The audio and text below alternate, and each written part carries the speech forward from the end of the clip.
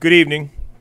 Welcome to this regularly scheduled meeting of Marquette Township Board for Tuesday, March 4th, 2014. We'd call this meeting to order, and if you'd all please rise and join us in the Pledge of Allegiance. I pledge allegiance to the flag of the United States of America and to the republic for which it stands, one nation, under God, indivisible, with liberty and justice for all. Thank you. Clerk Retired, roll call, please.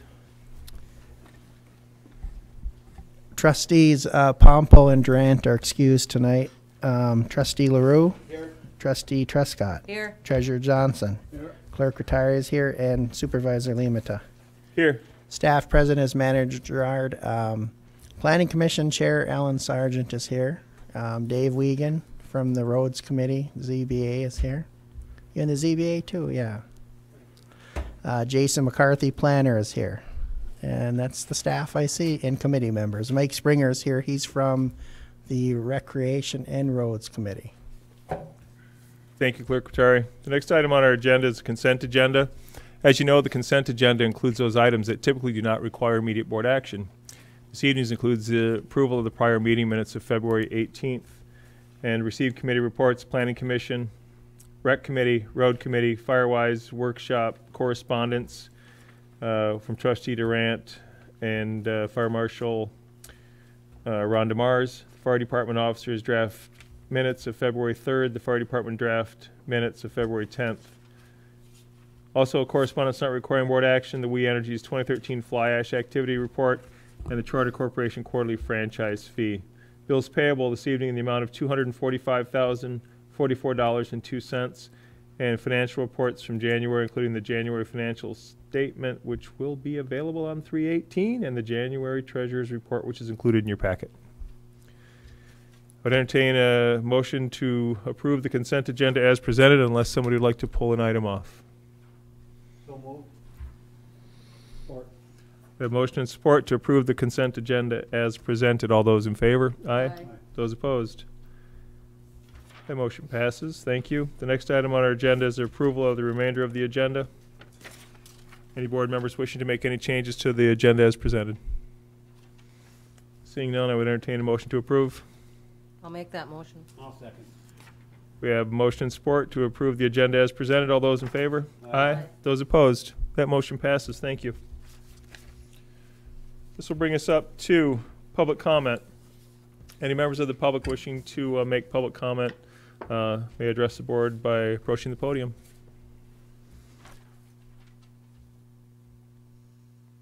Hi, Ellen Sargent, Erie Avenue, and Planning Commission Chair.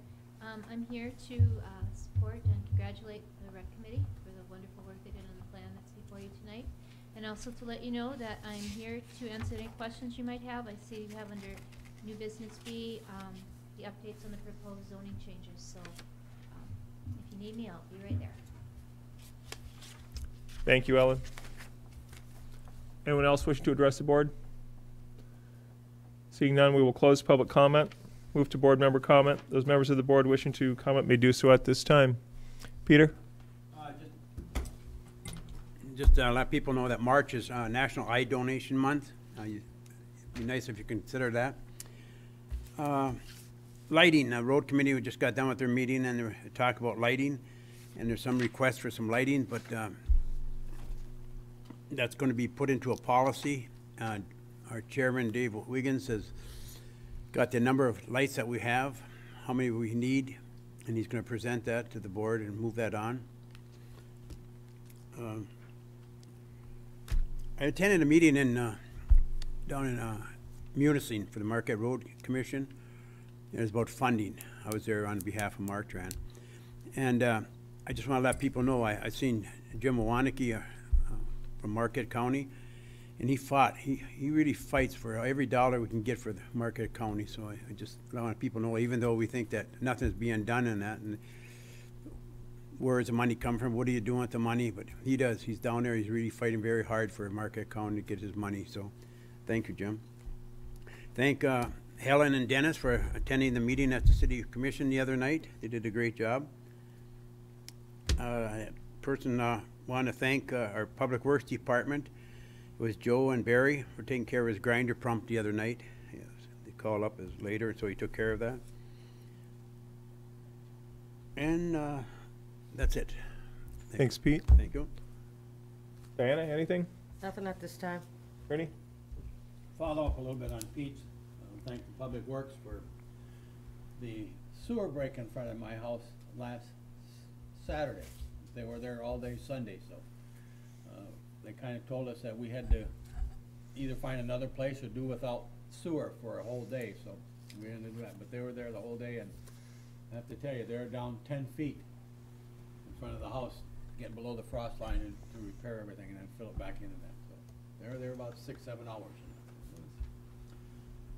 I had no problem, it was going there, but I don't know where it was going once it got to the street. So that was interesting. So, but it's done and it's working. Hopefully it's going to continue to work. Thanks, Ernie. Clerk Tari?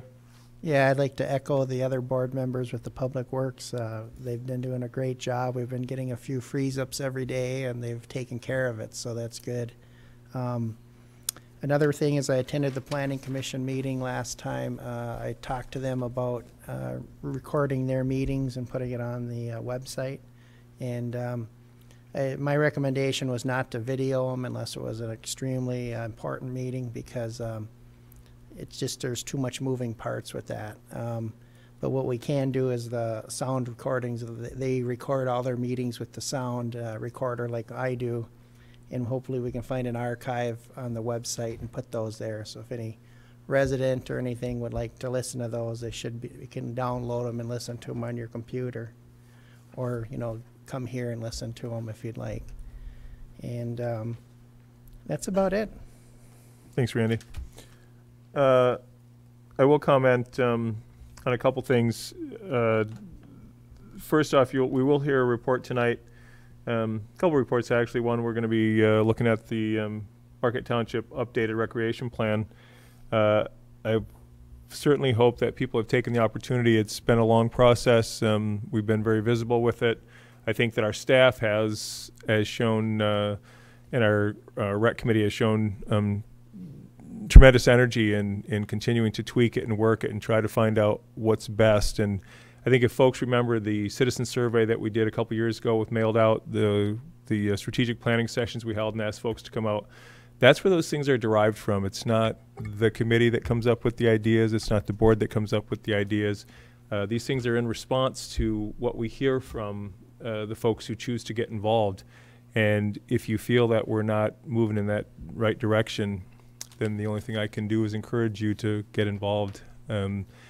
That's in a direct response to the folks who tell us what they want to see and what they where we should be moving in that direction. And if we got it wrong, challenge us on it. But I think you'll find that with supporting documentation, we're certainly moving in the direction that the vast majority of residents asked us to. The other thing was we did attend the City Commission meeting a week ago Monday, just to help clarify some information in regards to our update on zoning and future land use, and we will have a little update on that this evening as well. I think it's important to note that we went there in an effort to set the record straight. I would thank Ellen Sargent for her participation. I think we were well received. We stuck around and had the opportunity to chat with the various city commissioners after the meeting, and I think that as long as we continue to sit at the same table and keep a dialogue going, that we can accomplish great things. It's only when we're working at cross purposes, and I think as long as we continue to find ways to work together, we can get a lot done. So I would thank the City Commission for allowing us to break their rules and go two at a time instead of single file. But it did help us get some information out there in an effort to correct the record, as it were. That is available on YouTube if you want to see why we were there. And lastly, I would also like to thank our Public Works crew. When you talk to them about how many folks we had on Let Run, I think it was about 40, Randy, if I'm, approximately. We'll do an update a little later. But when you look at that compared to many of the municipalities around us, we've kept up with it. We're doing a heck of a job. These guys have been available to go out and work with other municipalities who have needed help, and yet when we needed them, whether it was, we lost a sewer main in front of Ernie's house, we've come through relatively unscathed for the brutal winter that we've had, and a lot of that goes off to hats off to our public works crew, because these guys just do an incredible job, and you just have to understand what we accomplish with the size of work crew that we have. It's pretty incredible, because it's not a big department. We don't have 24/7 coverage and all these guys out there. We've got a handful of guys who make this happen, and so again, hats off. That's it. With that, I'll close board member comment. Thank you. We'll move on to agenda item number 8A, and we'll open the public hearing for the Marquette Township Recreation Plan 2014-2018. This would be the opportunity for any members of the public who would wish to comment on the recreation plan as presented. We'll be happy to take your comments.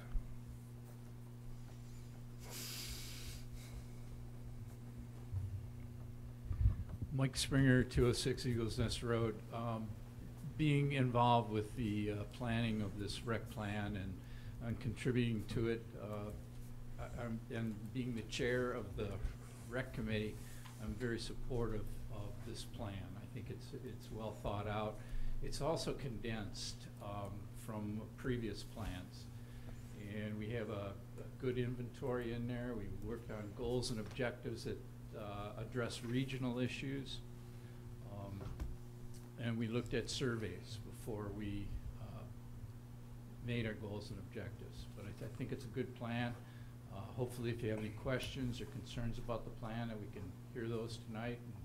And I know Mr. McCarthy's going to present some information on it. I think between him and Dave Wiegand and myself and Pete LaRue, who are also on the rec committee, I think we should be able to answer your questions.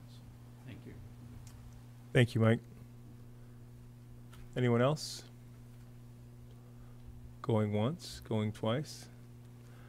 We'll close the public hearing on the Marquette Township Recreation Plan and move along in the agenda to item number 9A, which is an update from the Ad Hoc Recreation Authority Exploratory Committee. And we're lucky enough to have both of our committee representatives here, and Mr. Mike Springer, as well as planner Jason McCarthy. It's been a long process as they worked on this Ad Hoc Recreation Authority, and there's light at the end of the tunnel. We have the draft report available. I have read it several times, actually, and I will commend you for the work you did. But the reason I asked and put it on the agenda is because I know the draft is out there, and I thought it would be a good opportunity for us to now just kind of update the board as a whole. A little bit about the process, and we're finally here, and we're looking forward to it. Do we have a date for the actual release to the public, and whatever else you want to share with us? And I would defer to either one of you gentlemen who would care to take the podium.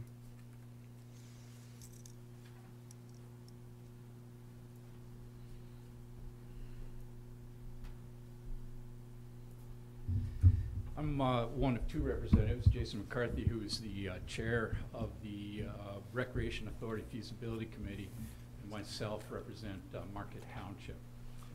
Long process. We were supposed to be 18 months. We've had extended to 20 months. We have, and you have, a study with some recommendations in it that I personally fully support. You'd have to ask Mr. McCarthy about his support for that, but it covers a lot. It has inventories in there. We looked at surveys. We looked at rec plans. And we put on our regional thinking caps. We also realized that the Heartwood Forest was a major focus, and we have focused on that. If you look through this plan, you'll see that there's 24 different findings that cover 16 pages. There are 12 different recommendations covered in 6 pages. But what you really want to do is you want to go to page 40. And page 40 starts the recommendations. There are 4 recommendations there. We're fully in support of those recommendations. And then immediately after those 4, you will see an action plan. And just to put it in a nutshell, what this plan is recommending is just actually what Mr. Limata said a few minutes ago, that we need to keep meeting, we need to keep the open dialogue, and we can accomplish a lot that way. So the recommendation in the action plan is to form a multi-jurisdictional, a formal committee that will continue to look at creating a recreation authority. But there's a lot of factors that play into this. In 2016, I believe the Iron Ore Heritage Recreation Authority will have accomplished its goal and be close to the end of its funding. And at that time, that they may consider taking over some of the challenges that are identified in the findings in this report. So it seems to me, at least in my mind, that the recommendation to form another committee, but it would be a formal committee, that we would have minutes, it'd be recorded, we'd continue to have dialogue with our municipalities, but to look forward to working with not only the 3 municipalities, which is Chocolate Township, Marquette Township, and the city, but also encourage Sands Township to consider taking a seat on this. We also want to work very closely with the No Camden Trail Network because of their tremendous accomplishments and their experience with dealing with trails. So I guess basically it's your questions, your concerns that we'd like to hear and address those. I do have a visual presentation that I've put together at some time if you would like to see that at a later date. I'd be glad to do that. Mike, do we have a date yet of when you guys will be prepared as a committee of the whole to present to the public? Good evening. We're going to be meeting with the City Commission as an ad hoc committee on Thursday, and they're going to have some of the similar dialogue that you and I will have, or we will have. And at that time, we'll probably set a meeting for having a joint kind of, I think, hopefully the municipalities all together to kind of present this and the findings and be more specific about our report to you. But just to get the report in your hand, it is out there. Has everybody received it? Everybody should. Did it go out electronically to everybody, or? We likely sent it electronically, but anyway, it has a cover that looks just like this. Yep. It's a very thorough document and very useful for any future planning endeavor for recreation.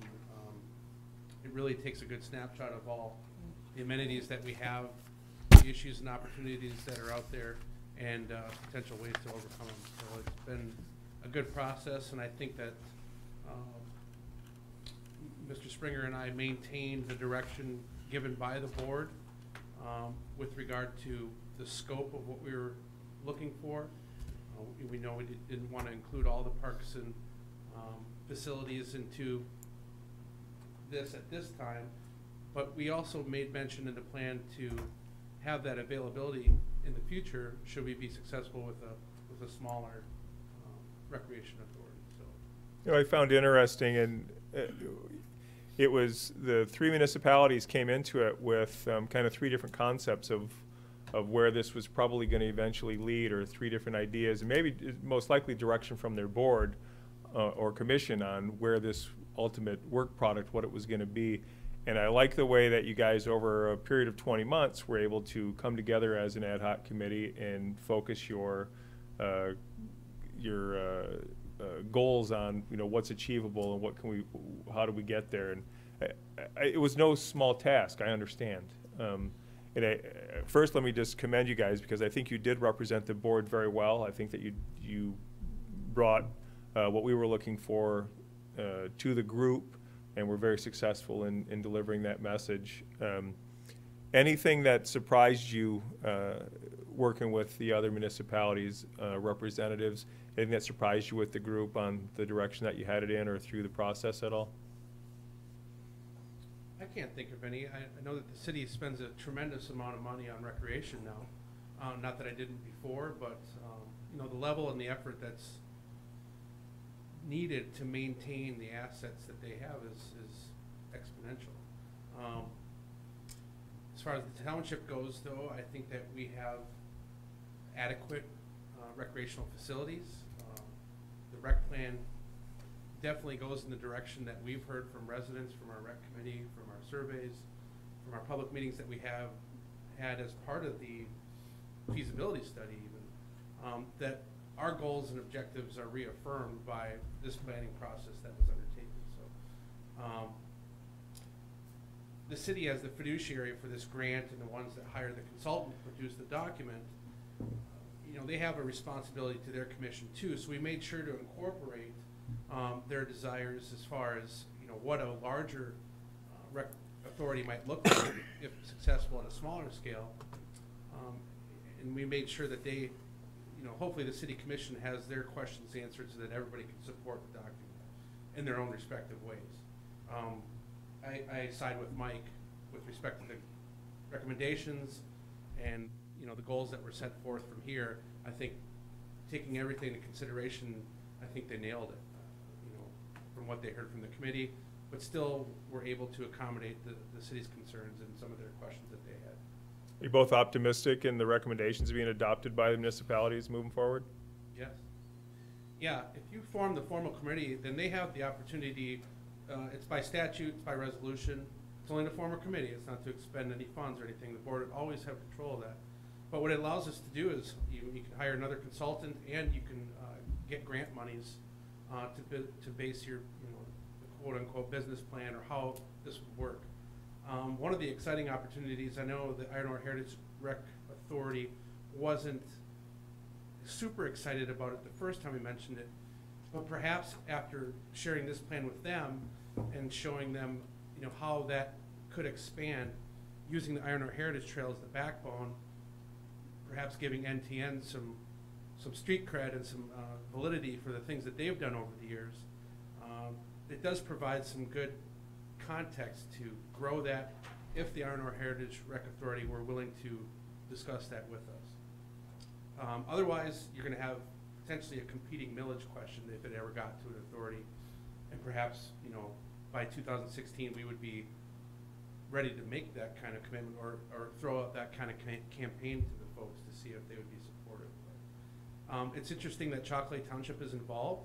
They don't have necessarily a touching border to the heritage, you know, trail, but they are part of and connected to other trails in the area, and they see, at least their representatives from their committee, see that there is an opportunity to benefit their community through that. So, you know, hats off to them, and as we stated, or as Mike stated about getting Sands Township back into the mix, I think would be a real favorable thing.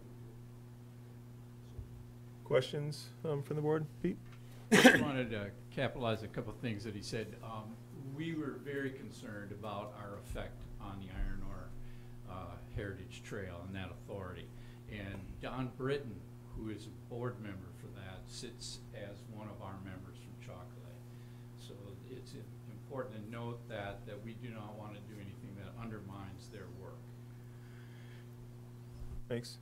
I'd just like to congratulate the two, because I had questions about it, the way it started out, because I was at the several meetings to start with, and the city was sort of downloading all their stuff into it, and I knew it was just set up to fail. So since they started this new committee, and I think they've come a long way, and I want to congratulate both the city, Marquette and Shockley, for working together to accomplish what you have so far. So thank you.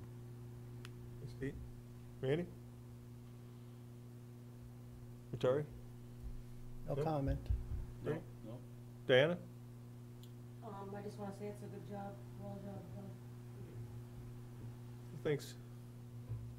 Thank you very much. Just in closing, though, hopefully this will be considered a first reading at some point, that the board would move on this so that we can form this multi-jurisdictional or multi-community committee. Thank you. I think it's a good suggestion, Mike. I mean, I really appreciated the work output that came out of this. Like I said, I read it a few times through because I didn't get everything the first time. I think the recommendations are valid. I like the idea that, you know, the next step really is we have to form a dedicated committee that's going to be able to move forward. I think it was a very worthwhile goal, and I'll admit my own skepticism at the onset. I mean, it's hard for municipalities to agree on anything, and it's something this large and coming at it from different perspectives, like I mentioned earlier.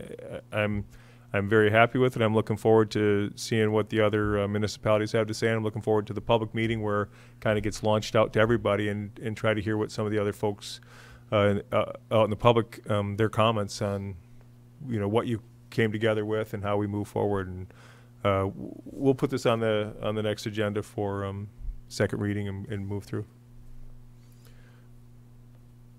With that, we'll close that agenda item, and we're going to move to 9B, which is the continued discussion of the manager's 2014 goals and objectives. As you know, we have been working with Manager Gerard on developing what we wanted. We did adopt the goals, and we asked him to come back and show us some of his strategies and tactics for achieving the goals to make sure that those were in line with what the board thought were good strategies. And so we'll just, Randy, any comments that you want to make? Not really comments. I did put together a listing by goal and objective that the board had adopted of what my intended strategies and tactics to accomplish those would be. Obviously, they're I don't want to say superficial, but they're certainly not into great detail. I didn't want to do that at this point. I just give you a concept of what my intention is and how I'm going to go about attacking those issues and get them accomplished and reporting them back to you as we go along. Kind of under the format of policy governance. We talked about that in a number of sessions, and that's the approach that I'm taking here, basically, is giving you a breakout of what my intention is to see if that matches with what you'd like to see and if it's something that you could approve. Thanks, Randy. Board member comment? Ernie? Talking about number 2, you're talking about tactics, fee-for-service model. Excuse me. Hmm? I'll learn how to push the button to talk. Can you explain what you're talking about, fee-for-service model? Well, one of the things that we're looking at, and I don't think it's a surprise to anybody, the feds did it back in the 80s. They did away with revenue sharing, federal revenue sharing, and I suspect that the state eventually will be going down that path as well, if at the very least putting the townships that currently are not under the EVIP program somehow getting it under the EVIP program, where there will no longer be a guaranteed revenue sharing model coming in. So when I'm talking about fee for services is as that comes along, there are, for people who don't remember what the revenue sharing is all about, the state years ago decided that they couldn't afford to perform all the services that people wanted, so they made a deal with local governments. Basically, that deal was to transfer some of those duties and responsibilities to the local government, and in exchange to give them revenue sharing. And revenue sharing was predicated in part upon sales tax revenues. We all know what's happened with sales tax revenues with the internet and everything else. They've been going down. This year the state is forecasting that they're going back up, and they're talking about a slight increase to revenue sharing. But we're still significantly below where we were on revenue sharing when it first came into effect. And it's difficult for communities to continue to provide some of the services that aren't statutory in nature. There's some things we have to do, water, sewer, things such as that. We don't have to provide police services. We don't have to provide fire services. We don't have to provide some of those other services that have become typical, routine, and expected of the local government. So when I'm talking fee-for-service model, as those revenue streams like revenue sharing decrease, to continue to provide the services, we're going to have to look at doing some things. We don't have the ability that cities do, for instance, to, without a vote, increase millage up to 17 or 22 mills. We're capped at 5 mills. So anything beyond that has to be a vote of the public, and that's then capped at 10 mills. So we have limited ability to do millage. Fee-for-service is to identify something like, let's say police services, for example, would be probably one of the easier ones to identify. We may be in a situation where we provide basic police services, but then if there are other things that are specialties, for instance, responses to certain kinds of issues like lockouts, car lockouts and things such as that, that there's a fee that goes along with that to cover the cost of that service. So that's what I'm talking about in exploring fee-for-service models, or those kinds of things that are extraneous, that are beyond what you would expect in your basic millage, that we provide services for, that we may have to have some kind of a recovery model. Okay, along, going number 4 on the, actually the update design, engineering, and cost projections for the phase 2 of the township municipal water system and that. Looking at that and then look at the tactics about engaging an engineering firm for estimated cost determinations. I think I'd like, before I'm gonna spend any money, I wanna know exactly what we're gonna be talking about and where the money is gonna come from. Because it isn't too long in the past where this created a major uproar within the township when we started talking about the second municipal thing. So if, before we move down that path, we need to get all the information to the board as to just exactly what we're talking about, how it's gonna get paid for, right from the get-go. Otherwise, I know there are people in the township that are just sitting back. If this happens again, they're gonna create some other questions, and I don't wanna go through that again. I went through it once, and that's enough in that. That's true, and basically what I am talking about here is just that, and that is getting that preliminary information back to you, dealing with the outside counsel, consulting firm obviously is Stantec. Stantec is the engineers that we've been working with, and what the initial stage would be to take the plan that we had back in 2007 and have them do an update on that plan in terms of what the cost would be. And what I'm talking about is, at that time, there were certain prices for some of the materials, like, steel pipe was so much, a linear foot and things. I want to get those things updated so we have a better figure now in terms of what the labor cost might be, what the material cost might be, whether it's still the same, more, less, whatever, of what we were planning, and bring that back to the board for your consideration. And I'm talking about minimal expense at this stage. I'm talking about an order of magnitude type look. I don't want them to go in and measure every little thing. I want them to give us a basic industry average, what's happened since 2007. Is labor generally up? How much percent? What are the materials possibly up, down, whatever? To bring that back to you to have that discussion. One of the things that everybody needs to keep in mind is the current water rates are predicated on a discounted rate from the city that results from the lawsuit that we had. That's going to expire here in the not very distant future, so that will in and of itself result in a significant increase in the water rates. That's going to go away here not too far. And when we're talking about possibly expanding our own water system, we're talking 4, 5, 6 years downstream. Even if we were to start it today, by the time we go through the permitting process, the redesign process, get the funding in place, get it moving basically, and then complete it, it's going to be a fair amount of time, and we're then bumping up against that time frame with the city. So that's what I'm looking at now, is looking at what our options might be at that point, so we don't find ourselves in that situation of overnight having the rates go up that we really have no control over. And it's primarily for the Trowbridge district that we get the water from the city for. But I think the biggest thing is where the dollars are gonna come from. Yeah. To pay for it. And obviously what we would be looking at there at this point is we do have a development that's out there that's part of this whole mix as well, so we'll have some partners at least for that part of it. But we would be looking to the state for SRF funding, the revolving loan fund funding like we did the first time, low interest, long-term, over a 20-year period, to try and offset those costs, as well as potentially bringing neighboring communities that are suffering, I won't say they're suffering failures, but certainly they would like to have more water than they currently have available, that might come into the process as well for a connection. Spread it over a larger number of people.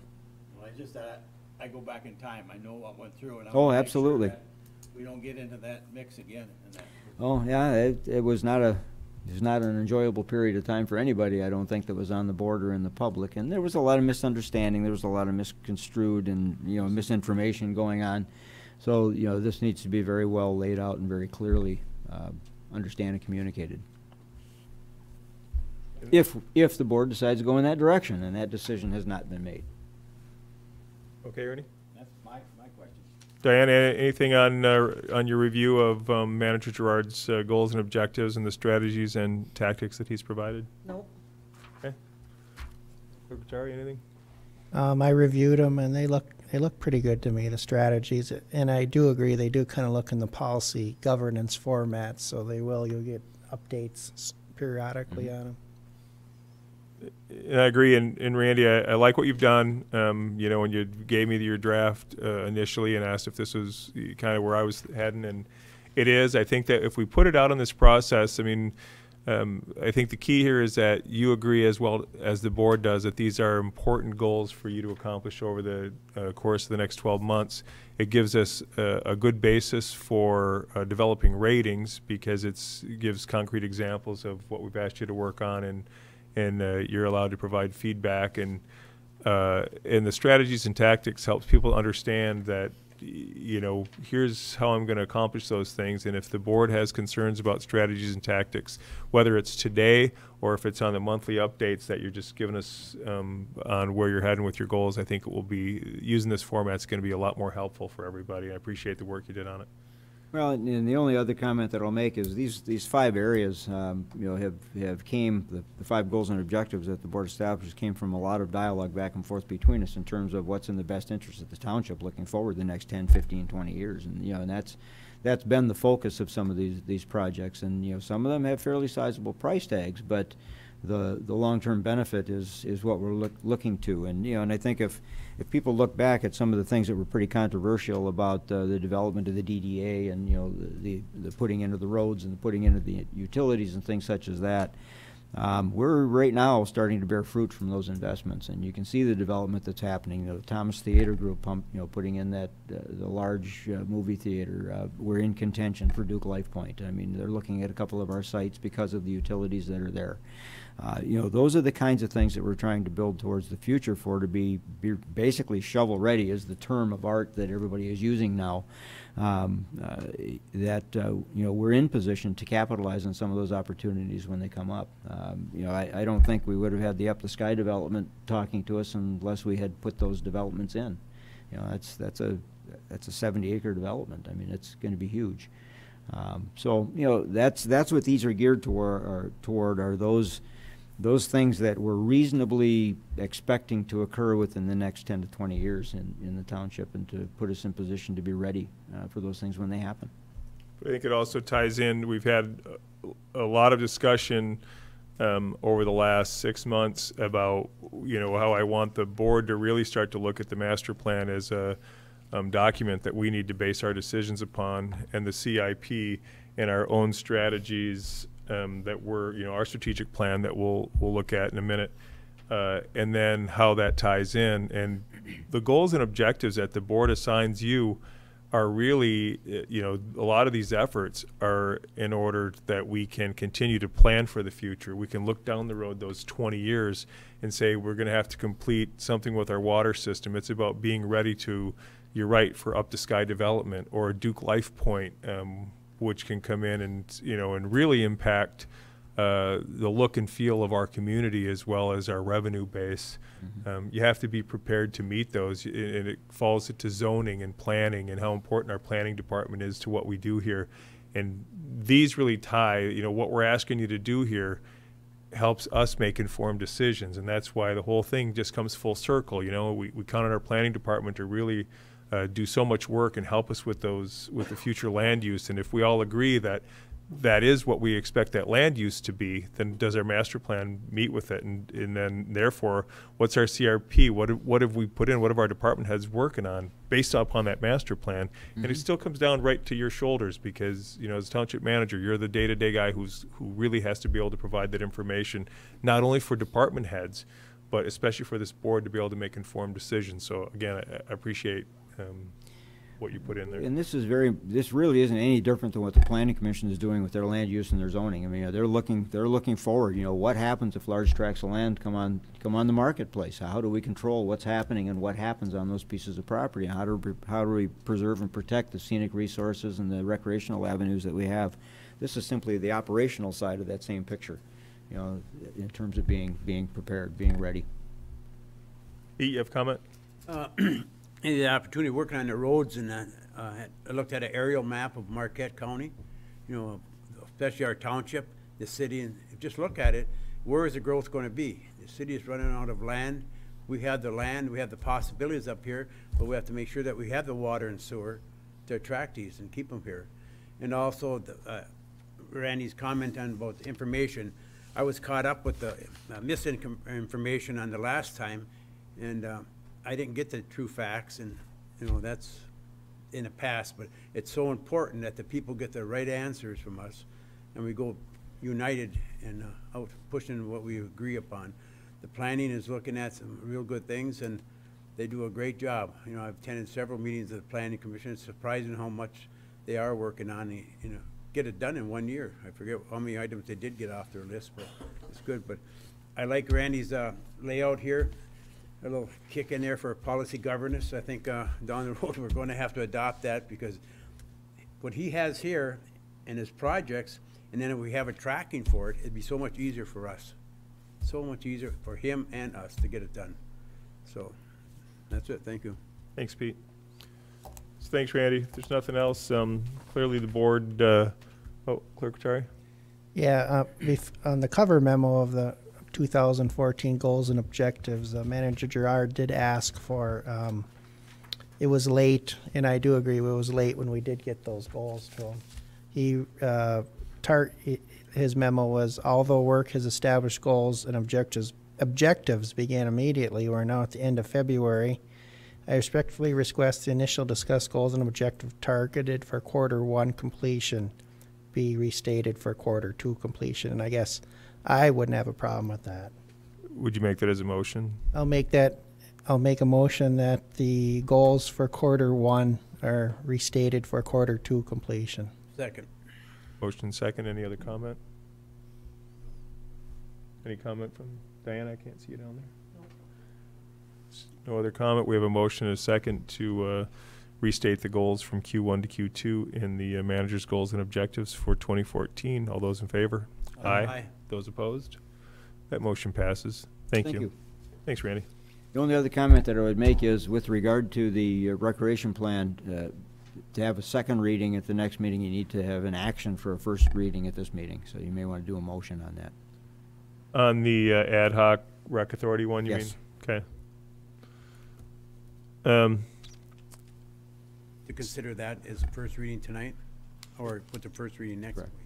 week? You want a motion to consider it as first reading It'd be tonight? the first reading tonight if you want to act on it at the next meeting under second reading. Are we under that kind of time constraints? I will ask the planner. I mean, would it be better for us to give it more? Another meeting? It's your pleasure. If you support the document that's been presented to you that you've read, it'll just help us move it along a little faster, I guess. But, you know, the public hasn't received it yet. We really haven't had a public meeting. If you are in support of it, you're very welcome to move it forward to the next meeting. And at this point, it's only a draft. It's not the form of the final plan. Correct. I think I would prefer just putting it on the next agenda Okay. as a first reading, and then I think that you guys will have had that meeting with the city by then, and more public dialogue will go through, so. Can the second reading happen anytime after the first reading? Yes. Yeah, and it could be at the next 2-week meeting, so Thank you. thanks. Next item on our agenda is 9C, continued discussion of the 2013 through 15 strategic plan. You know, we used to have it on a banner that hung over our shoulders, and that way we couldn't forget what we all agreed that we were going to work on. So I'm going to continue to put this on the agenda, and it's probably going to show up at least once a month. Put it up on that wall. Perhaps we should. I mean, at least get it on the size of the poster boards that we have over there, and get something up there that we can, I think Planner McCarthy could probably help us with that. But just as a refresher, if you look in there, the goals that we agreed that were important and something that we could, as a board, accomplish and move forward on, develop, adopt, and implement an action plan for township road repair. How we doing? We're doing very good. I would say by the next meeting, they have something moving forward to the board, to the planning board, our plan, what we'd like to see, and then I'll explain it to you. And so. That will also include infrastructure as well. Superintendent Page, Planner McCarthy, and I are also working with the road committee to put all of those together into one package. And also, there's a new program out there. They call it RoadSoft that they're looking into that would help us in planning. It'll take a lot of the guesswork out. It's a computer program, and it's out there now. It's available, and so I believe our manager Gerard and our chairman Wiegand's deal. They're going to have a meeting with the Marquette County Board and discuss that with. So that would be very helpful to our cost. Explain what has to be done, when it has to be done, and it all results from the meeting that Manager Gerard was there, I was there, Dave was there, Mike Springer was there. That was it. And that was it. And it was very interesting and just unbelievable what we really can do with our computers and the software. So we look forward to getting that done. Thank you. Thanks, Pete. Anyone else on that initial goal of the Township Road Repair Action Plan? Not on that, no. Okay. The next goal we had selected for ourselves was expand and execute on our recreation plan priorities. How we doing?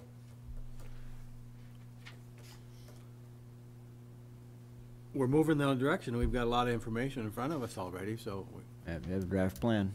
We're preparing to adopt our recreation plan moving forward. The rec committee's been hard at work with what they're doing. I think the board will have some decisions to make on what money we're spending this year, and I know Randy's been busy planning it.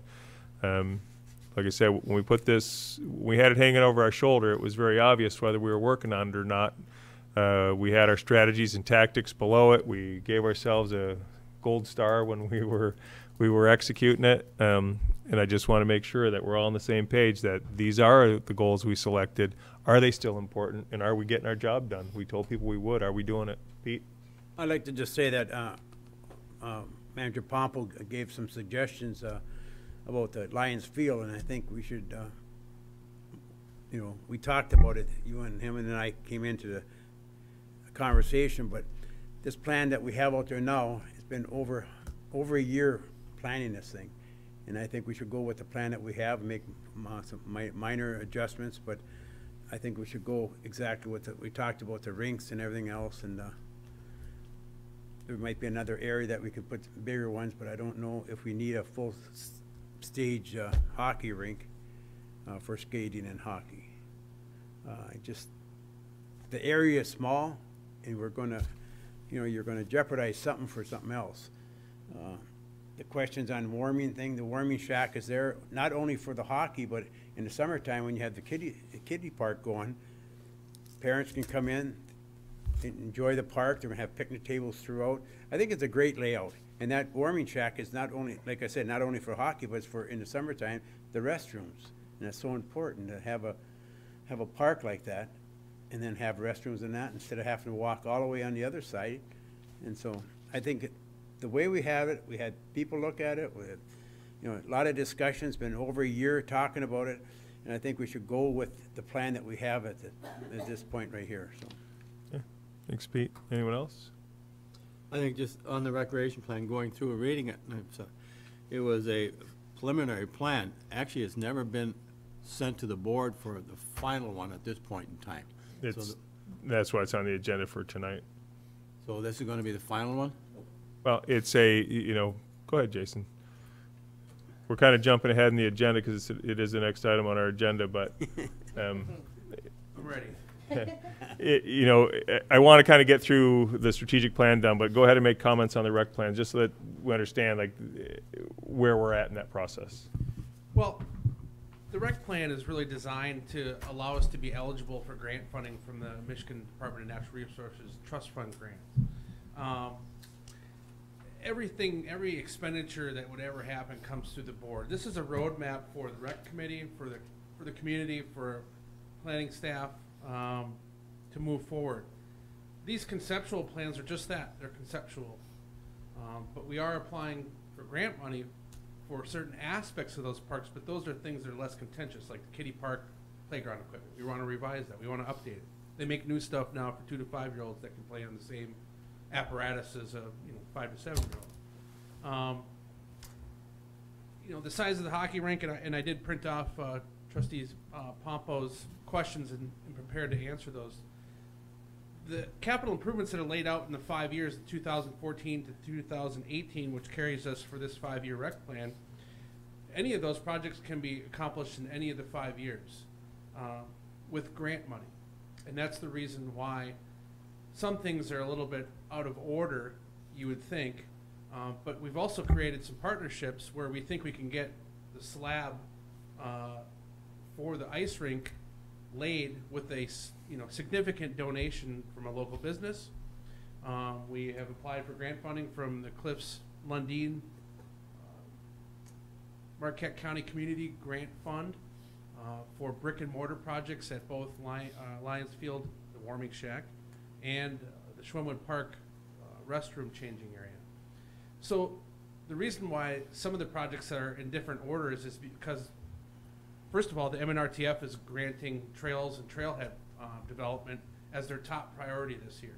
So that's a big reason why Schwimwood Park, trailhead, the connectivity from the parking lot to the railroad grade is at the top of our list, as well as the kiddie park, because the passport grant, which we applied for, or will be applying for, covers small neighborhood parks. Lions Field's a great asset to the community. I've been telling everybody, and I have always thought that. But here, you have all these complexes that people drive out to, and we have this gem of a park right in the center of where 56% of our population lives. So that's very exciting, and it's very exciting to work and conceptualize new plans to expand the uses and make it as fun for everybody as you can. So another exciting component is that you have 2 master plans for parks sitting in front of you. A lot of communities don't even do that. They'll just piecemeal something together, but we have 2 great conceptual plans for 2 of our gem parks, or really our only 2 parks. And so this is very exciting too, to have such professional documents done and to be able to share them with everybody and have them say, yeah, that's a great plan, or the minor things about the size of the rink or where the warming shack's going to sit, or is a half-court basketball, that can all be amended through the planning process. But right now, these documents are needed to apply for grant money and to get the thoughts in people's minds about where to go next. Thanks. I'm going to bring you back up in a minute when we jump back over there. The other goal, or the next goal that we have set out for ourselves, and it was a carryover from the last one, community enhancement, sense of place. And, sense of place we've been talking about for 5 years, right? How are we doing? Have we started to develop a sense of place here in Marquette Township? Are we better off than we were 5 years ago? Is it an important goal for us to have in front of us for the next 2 or 3 years? I'm looking for board input here. Ernie? I'll bring up this comment that I gave a few meetings ago about going out to our residents and asking them, where do you think the township should be in 5, 10, 15 years? Knowing full well we've done our survey, roads are there, we're looking at plowing, everything else, but looking further out, where do you think you want to see the township go or do over and above what we've done in that? And to me, it gives us a little more input as to the direction we should go further down the road in that. We know roads are a big problem right now, so that's number 1 on that. We're working on recreation, but there may be some things out there that we're not even aware of, and they may look at down the road that maybe we should be looking in this direction too, or something like this here. We're 7 people here and staff, but when you put it out to the whole community, you never know what you're going to get back. Some of it can good, some of it not good, but at least you get some input in that too. So maybe something on sending out on we send the water bills to everybody, because that hits everybody, and trying to put together a little letter of some type and asking for their input.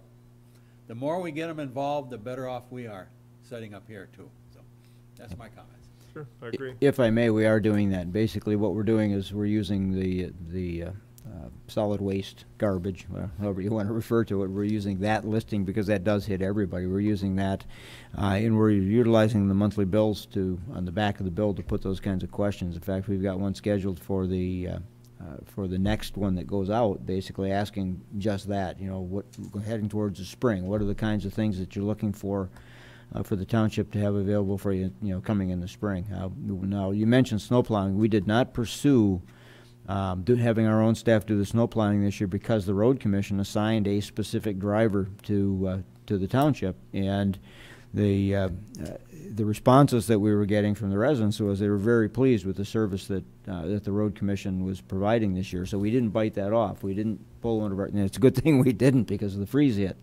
So we had our guys going almost continuously, and I'll give you in my part of my manager's report an update on where we are with that. But the other thing from sense of community is this building has had a tremendous impact. It's being used regularly. At least 2 of the board members have had functions here already, and I think a third one is about to have one.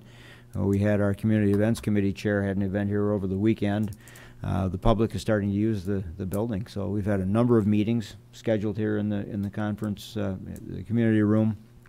And we do have folks from out of the area that are talking with us and interested in providing regional type training sessions utilizing the facilities here. The DNR has used it. Fish and Wildlife has used it. So it's performing its function basically that we anticipated. So it's helping. Pete? About our recreation plan, first I'll just tell Randy that I think the road commission did a good job this year, because I know that driver between 1 and 1:30, I see him go by. So, but to get back to the recreation, on the way to the meetings tonight, I stopped at a couple of residents and asked them, because I know we're going to discuss the Lions Field and recreation plan and stuff like that. And they're very pleased. The person I talked to, he's very pleased with the ballpark, the way it is. He asked about Erie Street, when's that going to be closed? And I explained what Randy explained to me, that's in circuit, and maybe by spring something will happen on that. But they like the way that we're planning ahead, kicking and shoving different things back and forth, discussing it, and they like the way the Lions Field is and our plans for it. So, you know, you can make modifications, like Jason said, you can go adjust it here and there, but overall, they're very happy with what's going on over there. So, Good. Anyone else on the sense of place, community enhancement? We doing all right? Next one we had was enhance the safety of the township. Have we done that? Is that still a worthwhile goal? Should we be still continuing to consider that? Throwing it out there, Ernie. I'll keep throwing them out. Yep, Someone's that's gonna good. Throw them back at me one of these times. But I think we're moving in that direction. We're concerned with the safety of our residents and that, and how we're going to provide safety and police patrols for them. And so we're always looking at that, and it comes down to one thing: the cost. How do we provide them and at a reasonable cost in that? I think that's number one in that. So it's a direction that we're moving in, and to be honest with you, as a board member, I don't know where we're going to end up. We're going to be talking about it, trying to figure it out and that, and looking at how it's going to affect us with the additional possible development in the township, and what are we going to have to do to address that in the long run. So we don't know. But it's not in the back burner. It's always up front as to what we're going to have to do in that. So. I would say we've got a variety of tactics in place right now for enhancing the safety of the township. If it might be just the regional planning that we're attempting to do with truck routing. We're exploring alternatives to increase the safety by moving heavy commercial truck traffic as far west out of the corridor as we can. Police services, like Ernie mentioned, we have a big push right now for our fire department training, our officer training. All of those things are working towards that goal, and those are some of the strategies and tactics that that we've employed as a township to enhance the safety of the township. Pete? and that is on our police protection that Ernie brought up. I was at a mall out of town in Wisconsin, and I was talking to the mall. There's an officer there, so I stopped and talked to him and just asked. We had a problem with fraud. Over the holidays, we had quite a few of them. Matter of fact, I think there were 57 or 59 incidents, and you times 2, because that's 2 hours out of every one. So I just asked them, how do they handle that? And here, I guess they call it if it's over $25. Down there's some malls that are called, they'll have to go $50 or $100 before they call the sheriff in, and they'll handle it within. Helen could probably understand that more than I do. But that might be one option for us, but how to give better protection on the roads versus the big stores and malls and stuff like that. But we don't want to slight them either, because they're paying taxes too. But there's got to be a balance somewhere in the line, to make sure that we get police protection, or we have to increase it or something. So thank you. Thanks. Anyone else on safety of the township? Well, we have been working with the Sheriff's Department, who's our primary law enforcement provider here in the township, with regard to traffic issues on US 41 and enforcement of speed limits and the rules of the road, if you will. The state police have stepped up.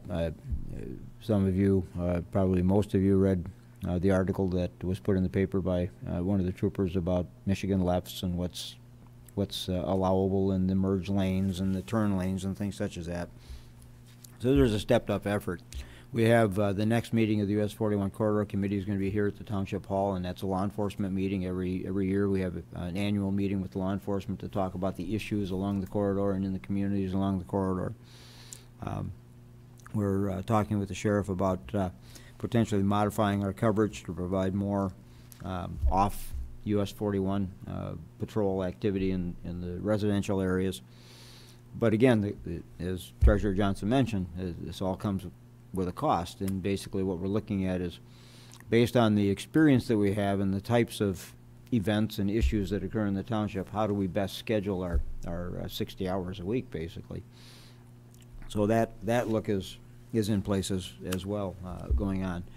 Pete mentioned we're talking with the roads committee about lighting in the areas, to brighten the community up a little bit, which helps deter.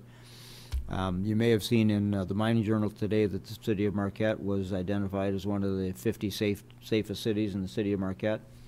That survey targeted communities 10,000 and over. If it was under 10,000, we'd have been in it as well. And I think it's interesting that if you click on the link and look at who the 50 are, not many of them are cities, most of them are townships. It's just kind of an interesting comparison, I thought. Thanks, Randy. The last one, last but certainly not least, the goal that we selected for ourselves is maintain fiscal health. Maintain fiscal health. How are we doing? Paying the bills, right? I thought you start physical. I was going to say, oh my God. Physical starts next month, Pete. Yep, and that Tuesday. Yeah. Get it out of your system tonight. Yeah. Tomorrow morning we're taking all the money from the reserve accounts and buying lottery tickets. So we'll be in good shape. What steps have we taken? I mean, the Michigan Tax Tribunal, and I'll provide an update in the board member comment later, but some of the things that we're doing is really having to circle the wagons to protect ourselves against challenges from Lansing, and a lot of it is challenges from Lansing. But it's one of the things that we have to do, and also underneath there is our planning. It's using our master plan and our CIP to maintain our fiscal health by appropriate planning. Ernie says, where's the money coming from? And, part of this is, as we talk about, what are we going to do about our infrastructure for our water and sewer systems? How are we going to expand those? How can we have ourselves poised to be able to attract a Duke Life Point potentially, or an Up to Sky development? Are we doing appropriate planning so that we don't find ourselves like so many municipalities across the country who say, man, our infrastructure is rotted, it's aged, and we don't know what to do. People are going to have to come up with big dollars to fix it. And I mean, that's, I think, why we chose this goal for ourselves, is that we recognize as a board that we never want to be there, and that with appropriate planning, we can continue to expand and offer the types of expansion of our system to meet the needs that we have for growth. But I think a lot more comes in there when you first see the goal, maintain fiscal health. You're like, okay, we just watch the budget, we watch what we spend. It's not as easy as all that. It's being under attack from Lansing. It's appropriate planning. It's understanding what your master plan does for you, what your CIP does for you. And, it's not just about watching budget dollars, but it's making sure that we're not watching pennies while dollars escape because we didn't plan appropriately. And that's what we're charged with. And we chose this as a goal. So I'm going to keep asking. I'm going to ask it every month. How are we doing? Where are we at? Are we doing the right thing?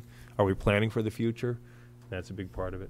Yeah, and one of our focuses, from a fiscal standpoint, I get questions periodically about why do we buy land and why do we do some of those things. Those are actually investments, and on some of the properties that we purchased for a very specific reason. As a for instance, got a lot of questions when we bought the piece of property on Brookton Road, which is now the corner of Commerce in Brookton. And that's the reason we bought it. It came on the market. We were in position. It was negotiated a good price on it, and acquired that, and then donated that right of way to the road commission to put the connection in. Which when it was built, it was referenced to numerous times in letters to the editor or in articles actually in the newspaper about the road to nowhere. Well, it's not the road to nowhere anymore. That's a very widely and heavily used intersection. it's a main access point to this part of the township. It's really the only signalized intersection right here in the main corridor. Being in position, as Supervisor Lehman mentioned, to attract things like the Thomas Theater Group. It's not just that that's there. The influx of people that's going to bring into this part of the community to shop at the mall, to stop at the gas station on the way in, those kinds of things, is a significant financial impact to the township and to the businesses that are here. It's another attraction for business to locate there. So those are the kinds of things that are significant. The other thing that we're diligently working on is paying down our debt. We do have some debt. We have debt from the new buildings that were built, this building and the new fire hall, the public works facility that's being renovated at the old fire hall site. We're diligently looking at the budget and analyzing costs and analyzing proposed expenditures in terms of how can we maximize, let me rephrase that, how can we minimize the expenditure to maximize what we have available at the end of the year to put right on that principal of that loan, so we don't end up paying interest on it. And we do in fact pay these off within 5 to 7 years, which is our target. So that's all at the same time that we're doing things like budgeting for what the Recreation Committee wants to do in Lions Field and these plans here. We're budgeting for that. We're putting money aside for those things. We were able to do Kitty Park this year because for the last 3 years we've put money aside to fund that. Same thing with some of the renovations on Lions Field itself, the ball field, the ice rink. We've put that money away incrementally over the last few years, and this year we have it ready to spend. So that's how we're addressing some of these things, looking forward to the future. What is it that we want to do? How do we get there? And we've been doing that for the last 3 to 5 years and putting some of those funds away. Ernie, comments? Why you look at me? I haven't had money. Why you look at Well, me, right? you said you're going to keep throwing them out until we stopped you. I thought maybe. I think when you talk about fiscal health, following up on the manager and everything else, but also when you look at what's coming into the township, they look at what we're doing here. What's our fiscal health? How are we handling it? They know full well that we don't have a tremendous amount of resources, but they look at how we're handling it, and we do have resources here that we're planning for the future and everything we've got. And that they look at the finances we got coming in and how we're spending it. Yeah, they question our audits and our budget. They do. So it's one of those things you have to look at all the time, because if we didn't have good fiscal health, we wouldn't have the development within the township, because they're not going to put the big dollars to come in here and that. Mm-hmm. We're able to do some things, and as we're moving forward, it's enhancing the area, it's causing businesses to, okay, they have something here, we're going to move in here now too. So they all help us out in the long run. Hey, just to back that up, is I said I'm very proud of the township for the planning and all the different discussions that we've had. I had a discussion this week with the Jack Hetherington from Kawani down in Bay City, and we're just talking about roads and that, and I asked what they do and stuff like that, and he said, we made a mistake. I said, what happened? He said, we never planned. He said, we turned the township is about 4,100 people, similar to what we have. They turned some of the roads into gravel because they didn't plan ahead. And I thought, really? I said, well, and so I know our discussion what we've been having up here. So in 7 years, when we got all brand new roads up here, you can thank the the planning issue that we take the time to discuss it. We don't always agree, but we sure do plan for it and try to find the money for it. And I don't want to see our roads go back to gravel. So just think of that when you're doing things. Okay, is it worth it? Isn't it worth it? What's the long-range plan? Who are we going to attract? And stuff like that. And so that's so important that our planning commission does a great job in it, and they really discuss it. The rec and the roads, they're doing some great stuff in there, and the road's got a healthy plan ahead of them. So pay attention. Great. Thanks, Pete. Anyone else? Diana? Okay. If there's nothing else, we will close the discussion. But like I said, we're going to continue to see this monthly. And this one took a little longer because, we haven't revisited it in a while. And I'm going to keep asking the same questions. How are we doing? What are we doing?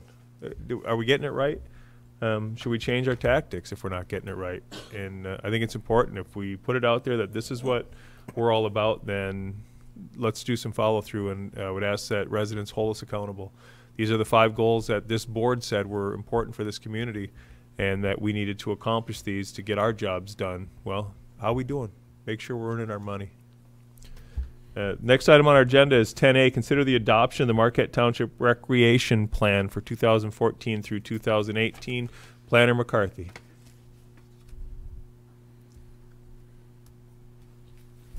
Well, thank you. Before you, we've discussed it a little bit tonight, you have the new version of the rec plan. This was the old version, remember that? And that covered us up through 2013. This plan was also worked on by the Recreation Committee, but produced by the county. Apparently at that time you had contracted that service out.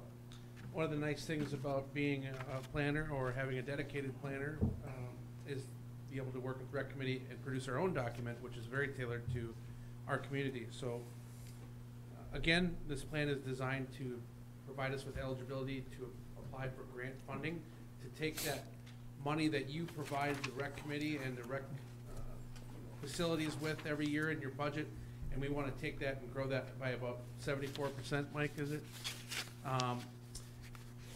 One of the, I guess, key components of the plan this year, or for this plan, is to focus on the two jewel parks that we have, the Schwimwood Park, and now Schwimwood Park / Iron Ore Heritage Trailhead, and Lions Field. The majority of the capital improvement projects forecasted for the next 5 years focus on that. And it also focuses on a small, perhaps a trailhead on Grove Street at Tower Road. Be able to take that driveway, maybe put some gravel in there, trail kiosks, some signage about how, trail etiquette, things like that. But it really focuses on our two parks. We enjoy the benefit of having NTN develop a lot of trails in the township, which they maintain, and they're very low impact and low maintenance.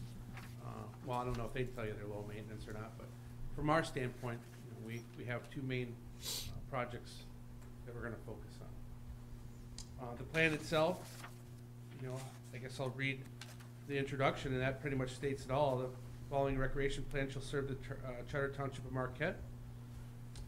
The plan's primary objective is to ensure that adequate quality recreational opportunities are provided for all users and visitors to the township. Our governing body, committees, and staff accomplish this by acquiring, developing, and maintaining recreational assets. We've also formed a strong volunteer base and fostered extensive public and private partnerships. And recreation project development in Marquette Township has gained momentum in the past several years due to consistent township board leadership, effective conceptual planning, and stable budgeting. So this plan guides us through the next 5 years, and if approved by you tonight with the resolution that's before you, this will go and get registered with the state, and then hopefully we can amend it next time and not have to rewrite the whole thing. That would be my suggestion to the Rec Committee anyway. But we can put the plan in action and then start to peck away at the list of improvements that we'd like the board to consider at some point in the very near future. A couple of notes for this plan, or particularly this grant cycle that we're working on. The Iron Ore Heritage Rec Authority has allocated $25,000 to Marquette Township to be able to use as grant match funding, or any way we see fit, but we'd like to use it as match funding, for the Iron Ore Heritage Trailhead. Similarly, as Manager Gerard said, there is I wouldn't say surplus, but there's some significant funding available for Lions Field, and we would like to add to that funding by way of grants from the MNRTF for Lions Field, specifically the passport grant for the Kitty Park. Anytime we can take, I think we're applying for it could be 4 grants altogether, but with Lundy and Cliffs, we're really aggressively going after grant funding to extend the money that you provide us to work with. And that's what this plan is designed to do. Be more than happy to entertain any questions. Questions for Jason? No. Now, this is, okay. Yep. Question I have is, I'm looking at the plan going through it now. If we approve this right now, is this set in stone, or is this just there as a concept? That's correct. That's good. Yes. No, it is just a concept, because what it does is it allows us to apply for grant funding for the projects listed in here in the next 5 years. But it does not put the board on the hook for any funding. you would still have to approve any project that we bring before you, just like anything else. Provides us almost a direction that you're going at this point in time, which the board then say a year from now, something changes, we can go in and make changes in that. Absolutely. That. Yep. Because when I started going through there and I started looking at some of these dollar amounts for some of these, and I said, oh, and that, where they're all coming from, and you're looking at grants, but I know how grants are, and that, and even over 5 years, when you start talking about number of $100,000s of dollars in that, so. It's good that you have that sticker shock, Yeah. because those numbers are actually pretty refined. They're refined for today's numbers, and along with the master plans that were provided by the consultant that we worked with, we have cost analysis that goes along with that, to include contingency for engineering, material costs for gravel or pea gravel, whatever material we use to make the trail a handicap accessible grade. So the nice thing about having this plan is it's very detailed. I noticed in the other plan, some of the numbers were not vague, but, you know. Shaky? Well, perhaps they're elevated, and perhaps rightfully so. These numbers at least allow us to have a solid and definitive budget, or not budget, but you know, requests for the next 5 years. Like I said, we've got a strong volunteer base. We've developed some partnerships in the township, and we think that those numbers can come down even further as far as capital outlay expenditures just based on in-kind matches alone. So it really is a roadmap, but it's also the digital version. This will be on the website, and you saw a lot of blue font. Those are all links. So it's also an informational thing and hopefully a promotional tool for anybody considering to live in the township.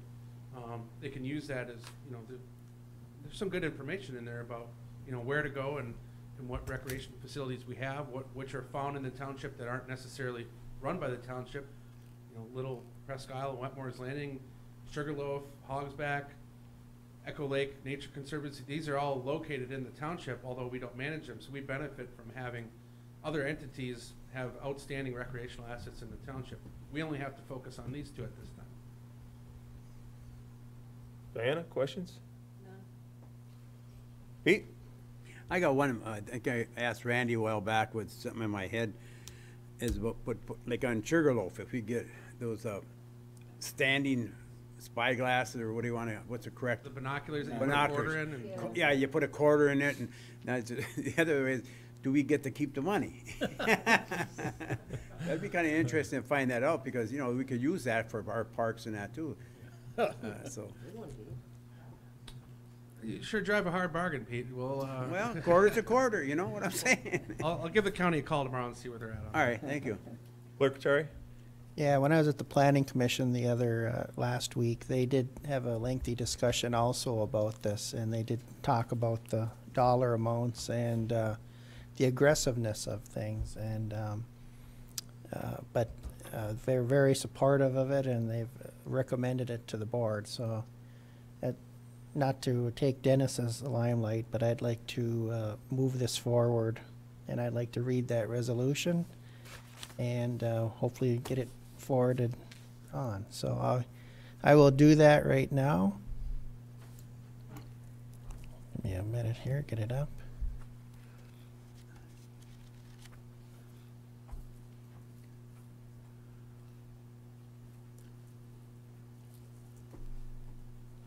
Okay, almost there. Okay, Marquette Township Recreation Plan 2014 to 2018. Whereas the Charter Township of Marquette has undertaken a planning process to determine the recreation and natural resource conservation needs and desires of its residents during a 5-year period covering the years 2014 through 2018. And whereas the Charter Township of Marquette has and will continue to collaborate with other municipalities, nonprofit organizations, and local service groups. And whereas the Charter Township of Marquette began the process of developing a community recreation and natural resource conservation plan in accordance with the most recent guidelines developed by the Department of Natural Resources and made available to the local communities. And whereas the residents of the Charter Township of Marquette were provided with a well-advertised opportunity during the development of the draft plan to express opinions, ask questions, and discuss all aspects of the recreation and natural resource conservation plan. And whereas the public was given a well-advertised opportunity and reasonable accommodations to review the draft plan for a period of at least 2 weeks. And whereas the final public comment session was held on March 4th, 2014, to provide an opportunity for all residents of the planning area to express opinions, ask questions, and discuss all aspects of the recreational and natural resource conservation plan. And whereas the Charter Township of Marquette has developed a plan as a guideline for improving recreation and enhancing natural resource conservation for the Charter Township of Marquette and all other residents of the planning area. And whereas after the public meeting, the Charter Township Marquette voted to adopt said recreation and natural resource conservation plan, now therefore it be resolved, the Charter Township of Marquette hereby adopts the Marquette Township Recreation Plan 2014 to 2018. And I'll make the motion to approve this resolution. I'll second it. We have motion and support. Any other comments, Randy or Pete?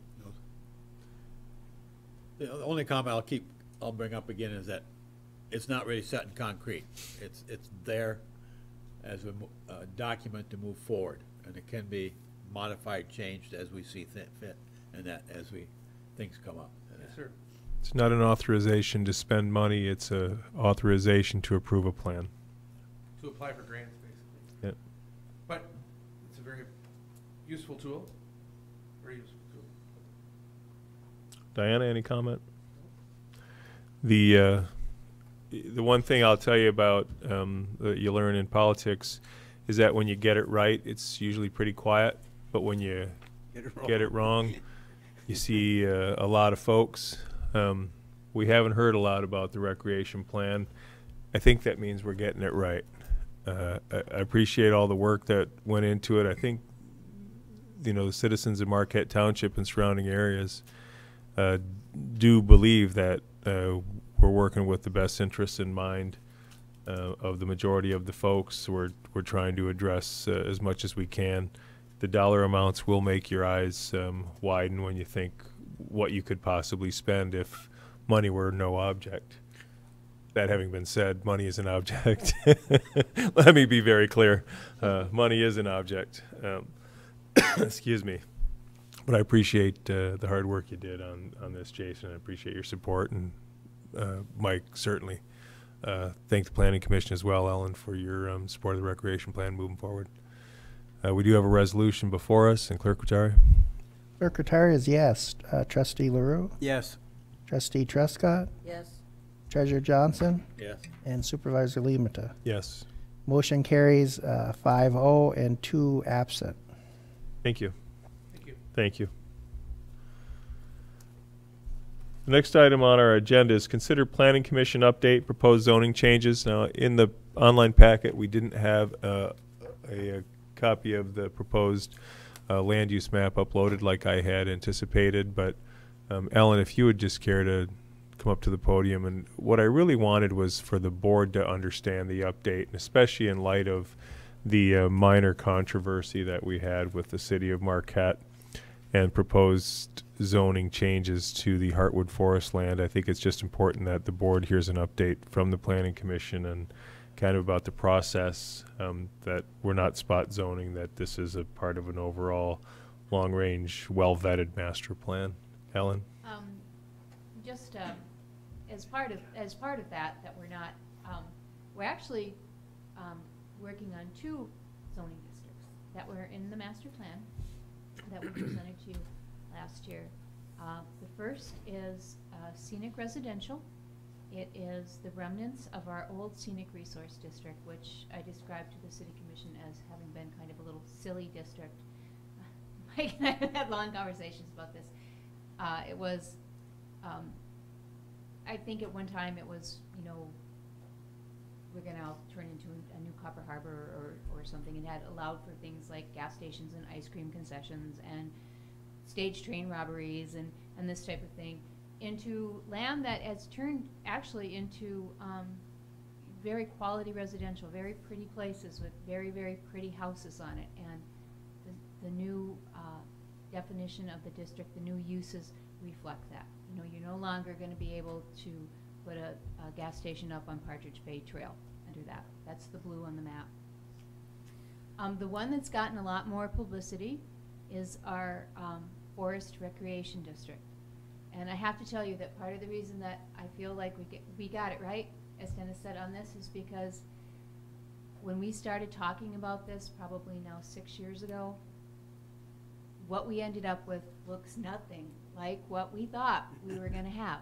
And that usually tells you that, you know, you got good information. It was a very organic process. We got input from a lot of places and changed how we looked at it. The purpose is to give the very special places in the township extra protection that they did not have under resource production.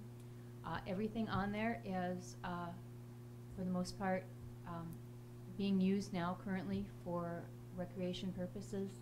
Most of the vast majority of it is government owned. And one of the groups that we got a really good input from was the Department of Natural Resources. And part of what we're concerned about is that the public has access to this land as long as it's owned by the public, or if it's in commercial forest where certain uses are allowed. But you know, the times are changing. I mentioned this to Dennis. We told the DNR that we were concerned with some of the things we hear coming out of Lansing about the DNR having to divest property, and nobody jumped up and said, "Oh, don't worry about that. That's not going to happen." You know, you don't know what's going to happen, so we wanted to protect it. The Heartwood is included in that. Again, it is an area that's used primarily for recreation, and it is owned by a governmental entity, so that's why it's in there. We have uses. I don't know, did you get the new nomograph in your packet, which shows the uses that are allowed? No. A lot of it, this has come up, a lot of the uses that are allowed are not permitted by right, they're special use. And the reason for that is that as you look at the map, these areas vary so much. I mean, Sugarloaf is not the same as the Elliott Donnelly track, or Echo Lake is not the same as, you know, the bike trails in the Heartwood. So a use that's perfectly appropriate for one area may not be for another, and that's why there's special use. And all that means is, you know, they have to come in and say what the plan is. This follows the special places map that were part of our master plan. And I'm feeling good about this. Hopefully we've changed it a lot based on excellent input from the city. We had gotten so protective of this land that I realize now we were bubble wrapping it. We were calling it the No Fun in the Forest District, and we went too far. And I thank the City Commission for pointing out, you know, you guys, if you want people to actually have recreation in there, you might want to let them do something. So we've modified it quite a bit. The DNR also brought up some things that we are allowing now. You're seeing there that it allows for some type of rentals. Well, you know, if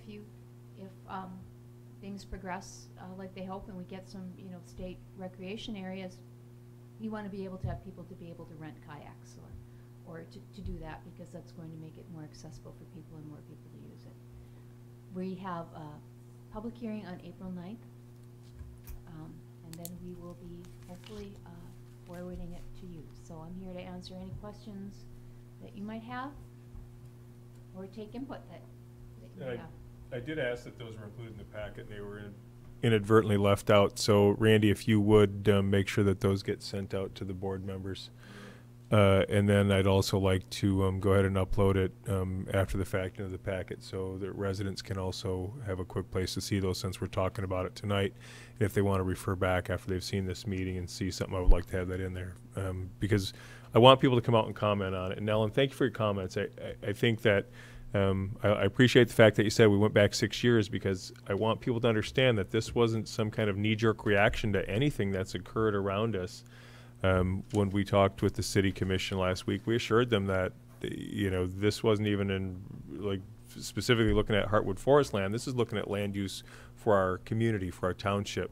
It had a lot to do with, like Ellen had said, you looking at the properties that we have that are available to us to utilize, and we include them as part of our recreational assets that we don't own, that are county owned, Sugarloaf, that are state owned, Little Presque Isle, Wetmore's Landing.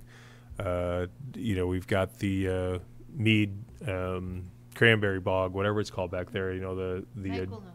The jumping off point to Hogsback. We've got these incredible assets that we don't own, just like the Heartwood Forest land that we don't own. So the only thing we can do is to protect them as best we can through zoning, and not to limit uses, but we reserve the right as a community to plan effectively. We know where we want commercial growth and development, and we know where we absolutely don't want it. And how do we know that? Because we've asked people, we've polled everybody, we've held meetings in public over many, many years, and these areas that we all agree that these are our recreational gems.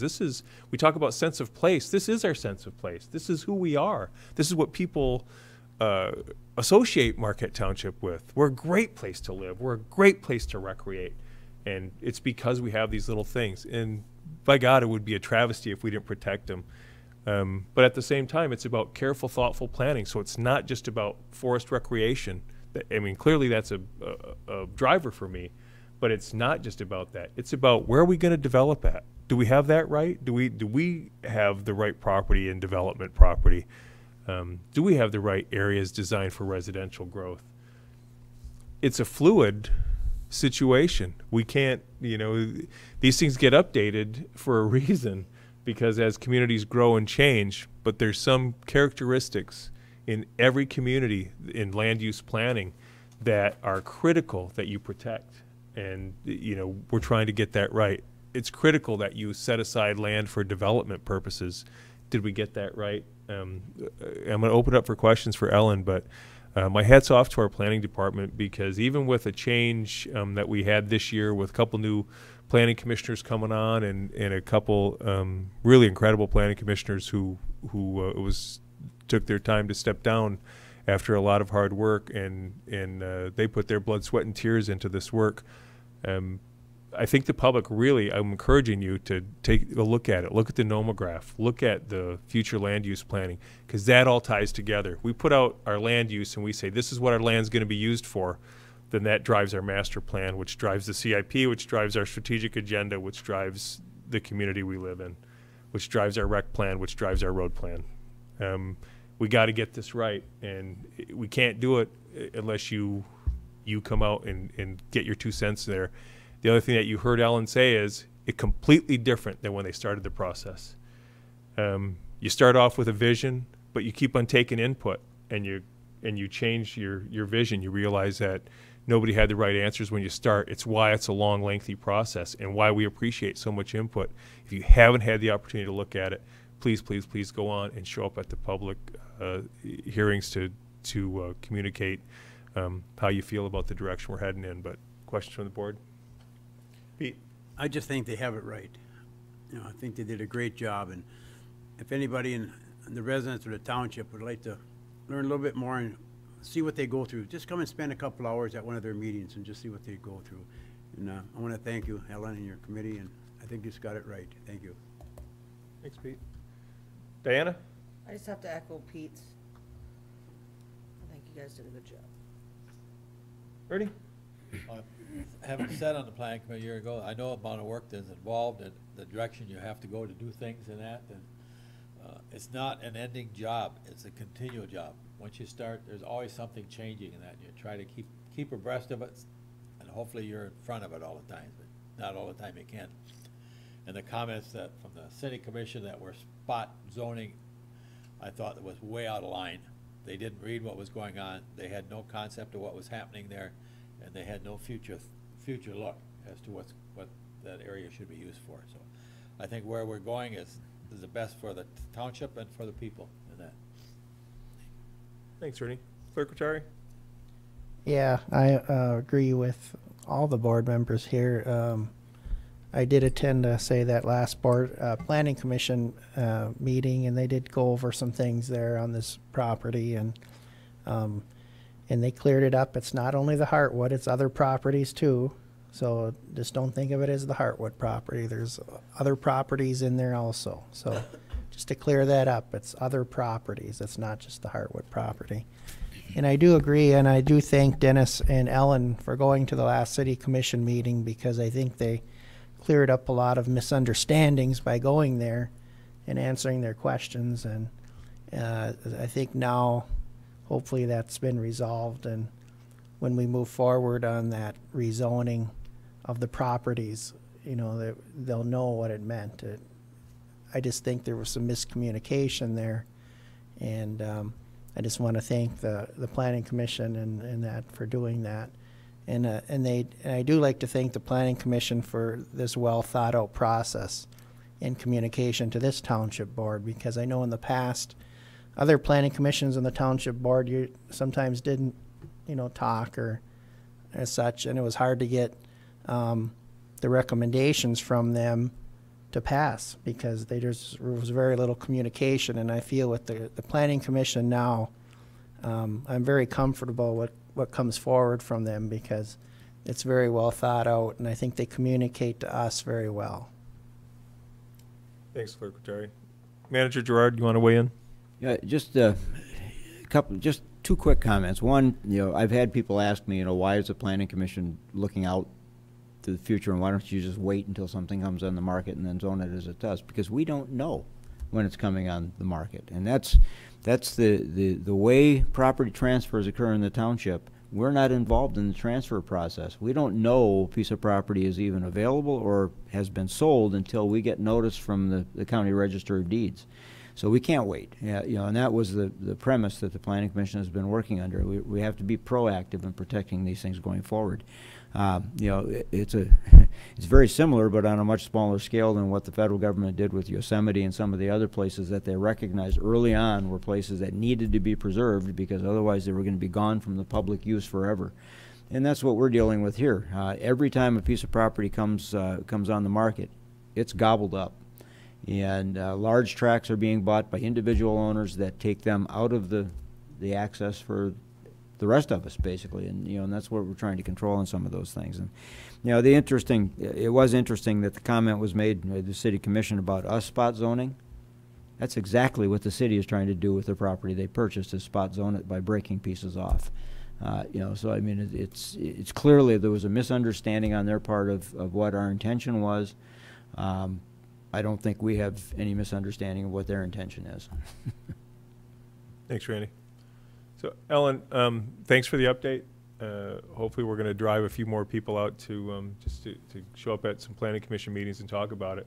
Again, like I said, when you're getting it right, means your seats are empty out there. So I've been at your Planning Commission meetings. Apparently you're getting it right, because there hasn't been people in there that have been complaining about the direction you're heading in with land use. And I think that's critical. I think it's important. You know, if you were heading in the wrong direction, you're going to hear about it. So thank you for the update. Thank you. One comment, Dennis. I do think, though, in the near future, we should have probably a short meeting with the Planning Commission, the board, and us, just so we have.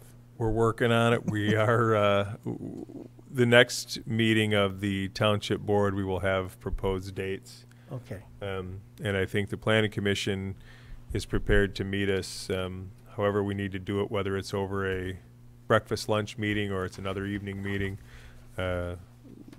whatever works best for the majority. And I think if we can provide at the next board meeting, say for 3 dates, for example, that probably we can coordinate one of those and get it to work. Okay. The next item on our agenda is 10C, consider the KBIC 2% gaming allocation. This came about because the Keweenaw Bay Indian community included a no strings attached grant basically to us as part of an allocation process for Marquette Township funding needs, and it was in appreciation for the process of working through the ability for them to build the convenience store gas station that will be under construction this spring out on US 41 in the corridor. And we've had the money and it is in the general fund, and it isn't going anywhere until the board decides. But there has been a few board members who have asked about the funds, and so I did ask Manager Gerard to put some of his thoughts and suggestions together. You have that in the transmittal before you. I'll let Randy speak to it, but he did put a number of things in there with, I think, the stated goal of distinguishable enough to meet our commitment to recognize the KBIC contribution, meaning that we would be able to put that towards something and be able to really recognize the KBIC so that when somebody sees what we did, what we spent the money on, that we can actually thank them appropriately for that sizable donation in good faith to make our community stronger. Manager Gerard. Push my button here. I don't really have a whole lot to add, Supervisor Lehman. The point when the board asked this at, I believe it was the last meeting, when the board asked for some input. What I did is I went back and looked at the 2014 budget and at the recreation plan and looked at some of the things that the board and the committees that we work with, the recreation committee, the roads committee, the community events committee, items that they had identified that would be, if pursued, identifiable enough that you could tag, as you had suggested, courtesy of KBIC, to it to be a lasting recognition, basically, for their contribution to us, which I might add was not at a request. I mean, that came totally by surprise to us. If board members will recall, we had a request from North Star Academy to do a letter of support for their request for funding for a program under the KBIC's 2% money, the money that comes from their gaming compact. And we did that. And as a result of that, the check that we received was for significantly more than what we had asked for under the North Star Academy. And on checking, they said, well, we appreciated the way we worked with you and that you worked with us. So we included you in the distribution. So it was totally by surprise, and it was $27,000 basically of what came into us. So looking at those things, some of the items that I identified, and there are many more options that that I probably didn't even think of that board members may have in the back of their mind. But one of the things we talked about for this facility, with regard to elections and with regard to public use and potentially as a place to house individuals when we have some kind of an event within the community, that there's a power outage or whatever, a flood, any of those kinds of things, would be an emergency generator. So that was one of the items that I threw in. The other is recreational activities that we've been talking about. Some of them are very identifiable: the ice rink, the pavilion, some addition, specific addition like a batting cage or something like that to the ball field, the basketball court, the kiddie park. Those are very identifiable types of things that could have an identifier attached to it. Looking at some kind of a trail, a specific trail that is developed as a result of this in conjunction with the Schwemmwood Park development or the Honor Heritage Trail trailhead. And the other aspect, quite frankly, is as cash match for bigger money, in terms of a grant. So, those are just some of the concepts that I threw out, for thought, basically. There are other things, lighting, for instance, in a section of the community, or a specific road repair, that could be identified, or something as simple as at the intersection of Brickyard Road, or Brookton Road and Commerce Drive, where you've got the T, some kind of a roadside park or something there. I mean, any number of things could be done that would be very easily identifiable as benefiting from the KBIC. So just, as I say, there were just a couple of ideas that were thrown out, and there are any number of things that conceivably, for $27,000, that we could do that would be identifiable easily. Piece of equipment to do the pathways, a tractor with a broom, whatever. Thanks, Randy. And I know that every board member has, an idea maybe of where that money could be well spent. I feel that it's unfortunate. We usually do have a full board, and we're missing two of our members this evening, who I know take an interest in this as well. We did get some responses back from Trustee Pompo on his way to sunny California. I know he's thinking about us this evening. Yeah, Tears in his eyes. yeah, But- probably you fools in snow country. And I think, I mean, my recommendation, you know, I know where I could spend the money at, but I look at the suggestions that you had, and a lot of them are recreational in nature. And if you think about the amount of time that we devote to discussing recreation in our community, because it's such a high priority for all of us, you know, can we make a motion that we spend the money on, you know, a recreational asset in the community, and then leave it up to perhaps a rec committee to provide us with some options of where that money could best be spent? As one suggestion, we can certainly, we don't have to decide tonight. I think we want to start that conversation so that we allocate the money somewhere, because if you don't allocate money, sometimes, you know, it ends up Goes away. in an area that we'd rather not spend it on. And I think when you've been handed a gift like we were handed, and a sizable gift, $27,000, that you want to do something that makes a statement. And I think it's important that we do make that determination in relatively short order. I think that it could probably be well invested in some of the areas that you have, you know, noted here. We certainly have an aggressive schedule for Lions Field or Schwemmwood Park, and I think that either one of those would be a great opportunity to expend some of that money, knowing that, hey, we were just handed a gift that we had no idea was coming.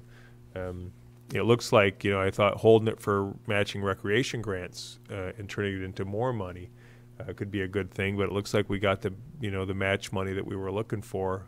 Not that we should rule that out, but Perhaps something that has a year-round use, like the you know, the additional pavilion warming hut, whatever you want to refer to it, at the ice rink. I mean, that's going to be used winter, it's going to be used summer, it's going to be used year-round. Something like that might be an appropriate use for it. so what's the board's pleasure? What, you know, I don't know what you want to do with it this evening, but Pete? We talked about a little picnic area, gazebo on the north side of the building here. Patio? Towards, you know, towards the edge of the property. We could put a little gazebo there and put a little plaque there, and, you know, that could be one of the options along with many others, so. Ernie? Looking at this and trying to think about where's best to do it, and then we have to do something that we can able to put some kind of a identification on, that's gonna be there for a number of years. It may be beneficial to us to do that, because you don't know what the future is gonna bring. in that, too. Absolutely. So, some of the things like the warming shelter, the pavilion, or you're talking about the tractor to clean the sidewalks or the pathways and that, by putting something on that. So something that the people could see who is sponsoring it. This is sponsored by that, or something like this here. That even on a recreational grant, that's fine. It's hard to You- tag it. It's hard to tag that. You'd have to tag whatever you're going to use that for. Ultimately, And that right. to as Right. they're part of that to doing it. So The funding for this project came from, yes, things like this here. That's what I'm looking for. Be able to put that tag on there. Something that's stationary. Something that's stationary that people know what's going on. So I don't have any ideas other than that at this point in time. Okay. Diana, what are your thoughts? Well, I agree with Ernie about the stationary part, but I like the idea of like Schwemmwood. You know, that's something that I would like to see done, or, you know, Linesville too. Okay. Clerk Patari? Well, I was, trustee Pompo, I did read his comments, and I think he was for the recreational end of it also. I agree with that. I think we should maybe do something at both of our parks, maybe one at Schwemmwood and one at Lions Field. Something that we can identify that'll be a long-lasting part of those parks. Like the ice rink, you know, maybe the boards or something is, you know, we buy the boards or something, and then you identify those as donated by whoever, and then maybe the warming area, or at the trailhead over at Schwemmwood Park, you know, put something there. So I think recreation is the way we're probably going to go with this money, and it probably will be good. I mean, we're not going to decide it tonight, but again, I do like probably the the thought of having it go to the recreational committee and then look for some, maybe additional uses for it, and try to get the most bang for our buck out of that 27,000. Good advice. What's the board's pleasure? Do you want to make a motion and say that we're going to reserve the $27,000 for a recreational asset, or are you comfortable with leaving it in the general fund for now and know that we have to revisit it sometime within the next 30 to 60 days? Ernie? Why don't we formally ask the recreational committee for some suggestions on that? And let them come back to us with some ideas to that. Let them think of, we've got some here, let's open it up to other areas so we can come up with that. I'm not making a motion, I'm just directing it to them and come back. Okay. Probably would be better if you made a motion, though. And then they would have a specific charge. They get the charge and put a date on it would be good. When do we want the information back? How much time you guys need? 2 weeks? 4 weeks?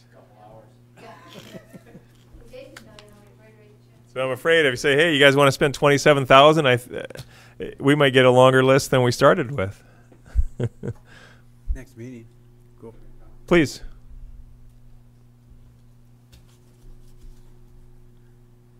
I was going to save my comment for public comment, but as long as we're on that topic. What's your name? Dave Wiegand. I'm on the rec committee and a few others. There's nothing better to do with that influx of cash than to use it to garner some more. And if you look at the rec plan, the first thing that strikes everybody there, and Treasurer Johnson mentioned it, Supervisor Lehman mentioned it, is it's an extremely aggressive schedule and a lot of money that we're proposing to spend. And if you take any portion of that, whether it's the Iron Orge Heritage Trail money and use it for matching funds, or if it's this KBIC money and use it for matching funds, that's still readily identifiable with a plaque on whatever you use it for, but you could use that money to get yourself 5 times more than that towards a project, whether it be a warming hut or whether it be the ice rink. Any one of those are going to be considerably more than the $27,000, but if you can put that and use it as matching fund, it doesn't have to come out of the township budget. It will get you $110,000, $15,000 worth of funds. That will go a long ways towards the warming hut or the restrooms at Schwemmwood. And I would think that would be the best place, rather than just go out and buy something or spend the $27,000 on something that you can put a plaque on and say this came from the KBIC. It's something that you can put a plaque on that can suggest that whether you specific say the matching funds, or whether you just say in general that this facility was brought to you by MNRTF Trust Fund grant and matching funds supplied by the KBIC. I mean, you can still get their name on it, but you can make you can get a lot more money with that $27,000 than just the $27,000. Good comments. Thanks, Dave. I mean, we know that how important those matching funds can be in securing grants, and we have Mike Springer here this evening, who worked tirelessly on this Schwemmwood property purchase, and how important it was for us to have those matching grants. And it was an incredible amount of work to drive to get folks to donate to come up with that dollar amount. And we were kind of handed a gift here. So, I mean, I do appreciate your comments, because it is nice to be able to take $27,000 and turn it into $100,000 or more, and really make an impact in the community. And you're right, as far as affixing a plaque to it, this facility made possible by whoever the grant comes from, and matching funds grant from the KBIC, and it's a plaque that still recognizes them. So yeah, I appreciate the comments. Clerk Retired, would you rather see it in a motion that we are reserving it for future use, or are we okay with leaving it in the general fund for now while we decide, and that we revisit it each meeting until we come up with a plan? Well, I think it should be reserved for that purpose. If it's left in the general fund as general, then it could get lost. I hope, it probably wouldn't, but if we reserved it as recreational funds, we know it's identifiable, and I know the board's been after that, looking for identifiable funds, so. Are we comfortable with a motion to reserve the $27,000 for recreational funding? I'll second that motion. I'd rather you made that motion. I'll make that motion. We use it for recreational. Reserve it for recreational For funding? recreational. We have motion and support. Any other comment, Pete? No, thank you. Diana? Board? The only thing it is, that's wide open, because recreation can be almost anything, so. Right. Looking for the recreation, you're still looking to the recreation committee for recommendation on it? But Yeah, we'd right now, still would be happy to have a recommendation from the rec committee. But I think that has to be part of the motion, otherwise, we're just Specify. saving it for recreation. We're not asking for anyone for any information at this point. What's your pleasure, Pete? It was your motion. You want to amend it We'll amend it to, how would you word it right? to include the recommendations from the rec committee? To pick out one of the recommendations from the rec committee and use it for recreation with a plaque and stuff like that. I would much rather have them to bring back a number of recommendations and let us take a look at it and Sure. then discuss it then too. So, They will do it. so Pete, your motion would read that we reserve the $27,000 for recreational purposes as recommended from the Recreation Committee. Correct. Is that okay, Trustee Truscott? Okay. If there's no other discussion, we have a motion on the table to what he said. All those in favor? Aye. All those opposed? That motion passes. Thank you. And thank you to the KBIC for the fantastic gift. Next item on our agenda is the manager's report. Manager Gerard. Very brief. Actually, I really don't have anything to add to my manager's report other than just to follow up to the comments earlier about the freeze up and the situations that we've had. We've had very, very good luck. I shouldn't say luck, a lot of it was planning.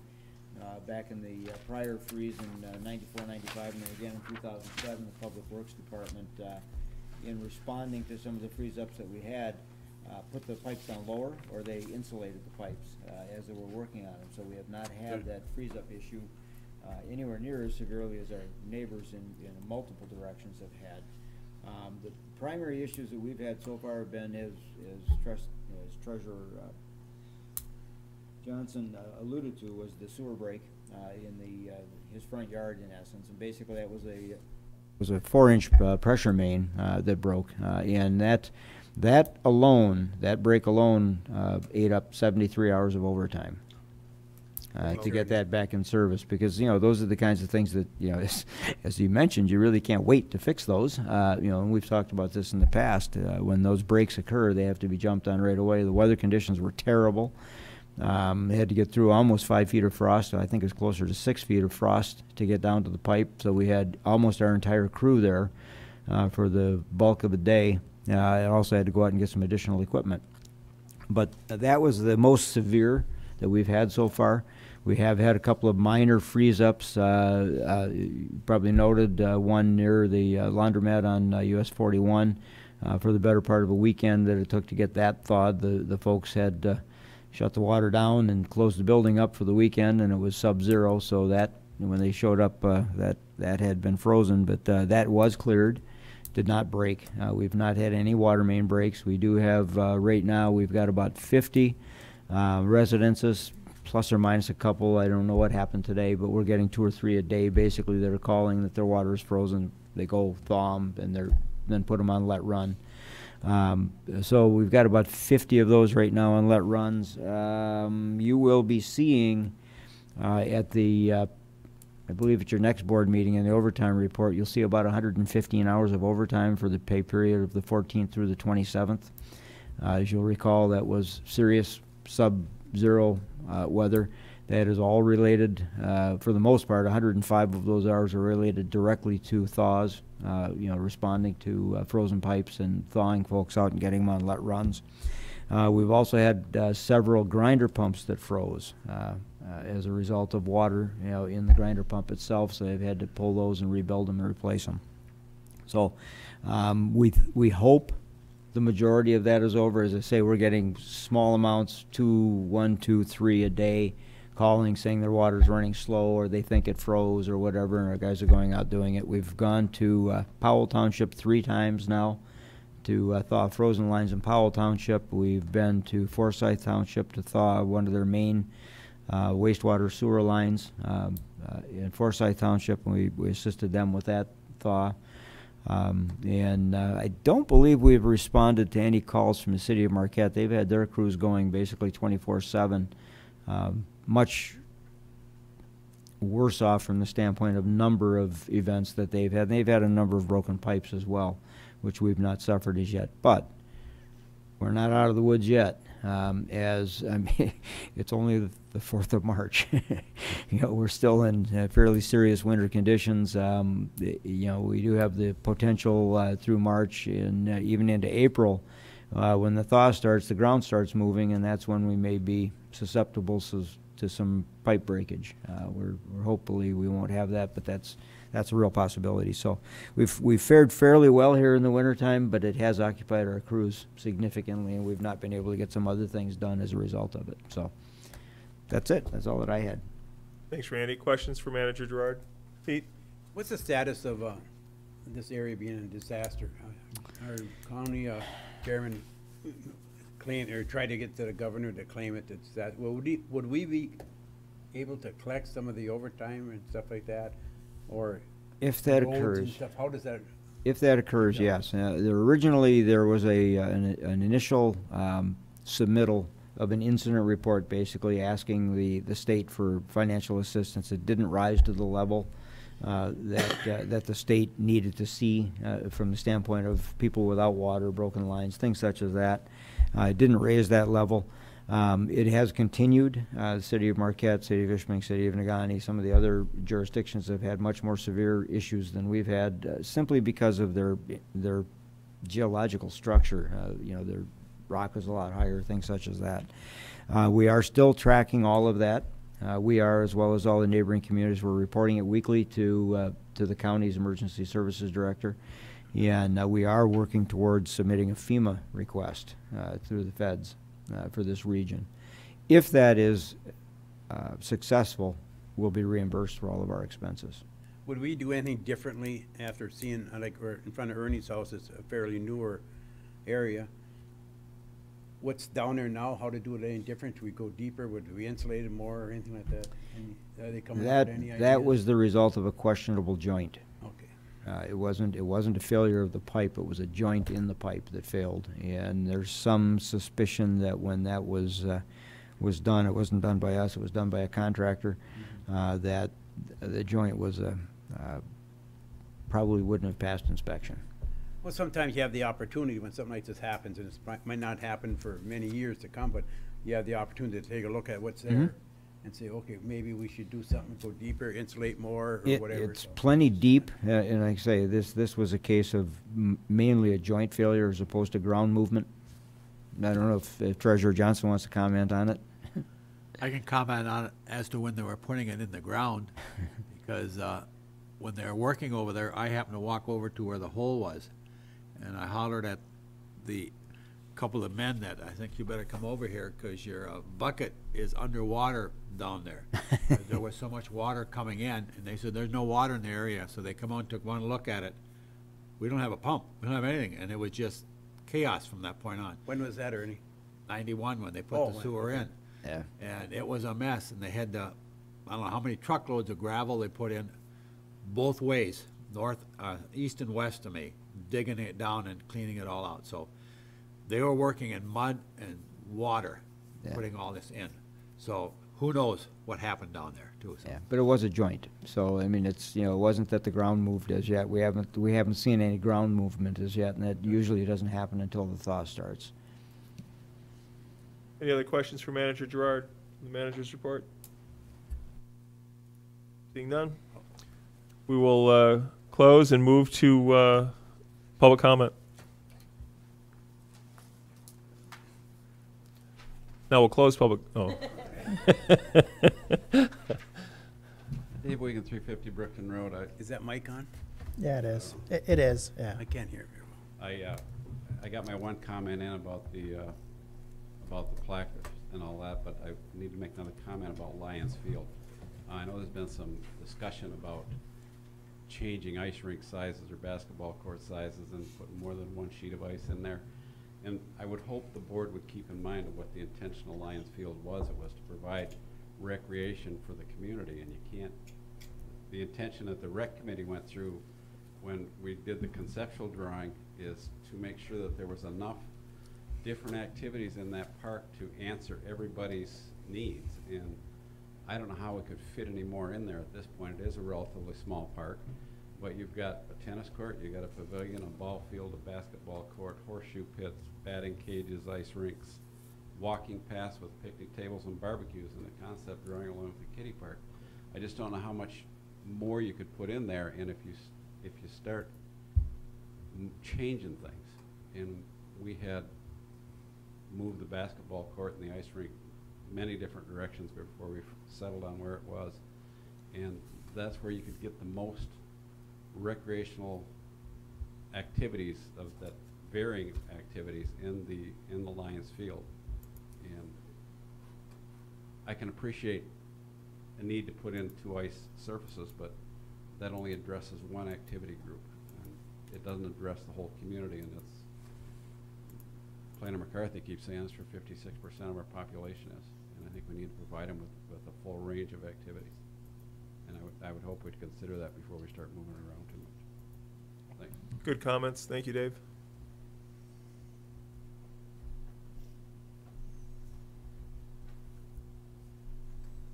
I just want to again commend the rec committee and the great plan there is. And to mention, you were talking about earlier in your meeting about the importance of making planning and planning for land purchases. And you remember that in the master plan that we did suggest that as an annual budget line, that money be set aside for recreational land purchases, because if this precious land becomes available, or maybe some things that we don't have on the map right now, but you know are in commercial forests, it will be a very, very small window of opportunity to purchase it. And one thing we learned is the only way to guarantee access to anything is for the public to own it. So thank you. Thank you, Ellen.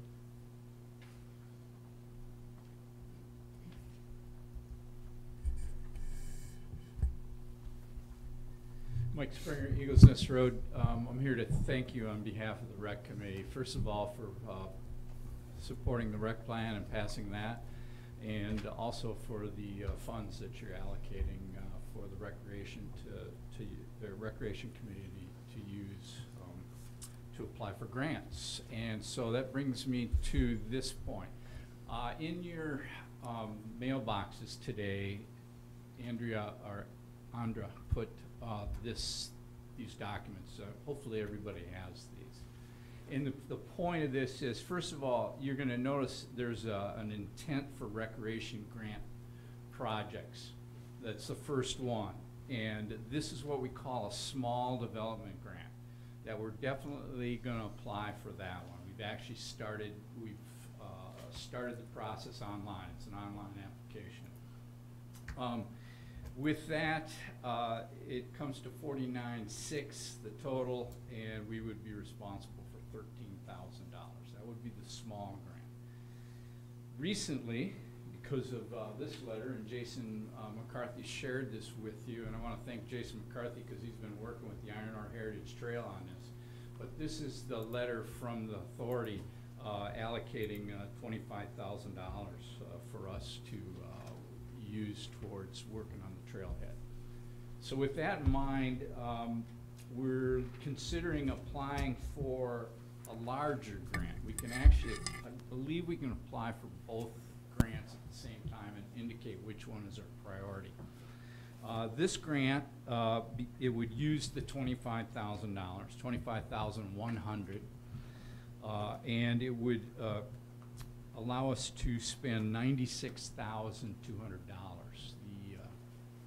So that's, the state would be providing $71,100 towards the development of the trailhead.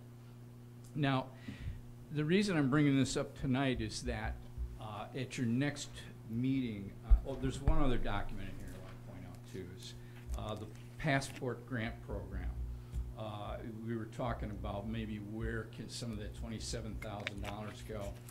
We're also applying for a passport grant for Lions Field, emphasis on the kiddie park area.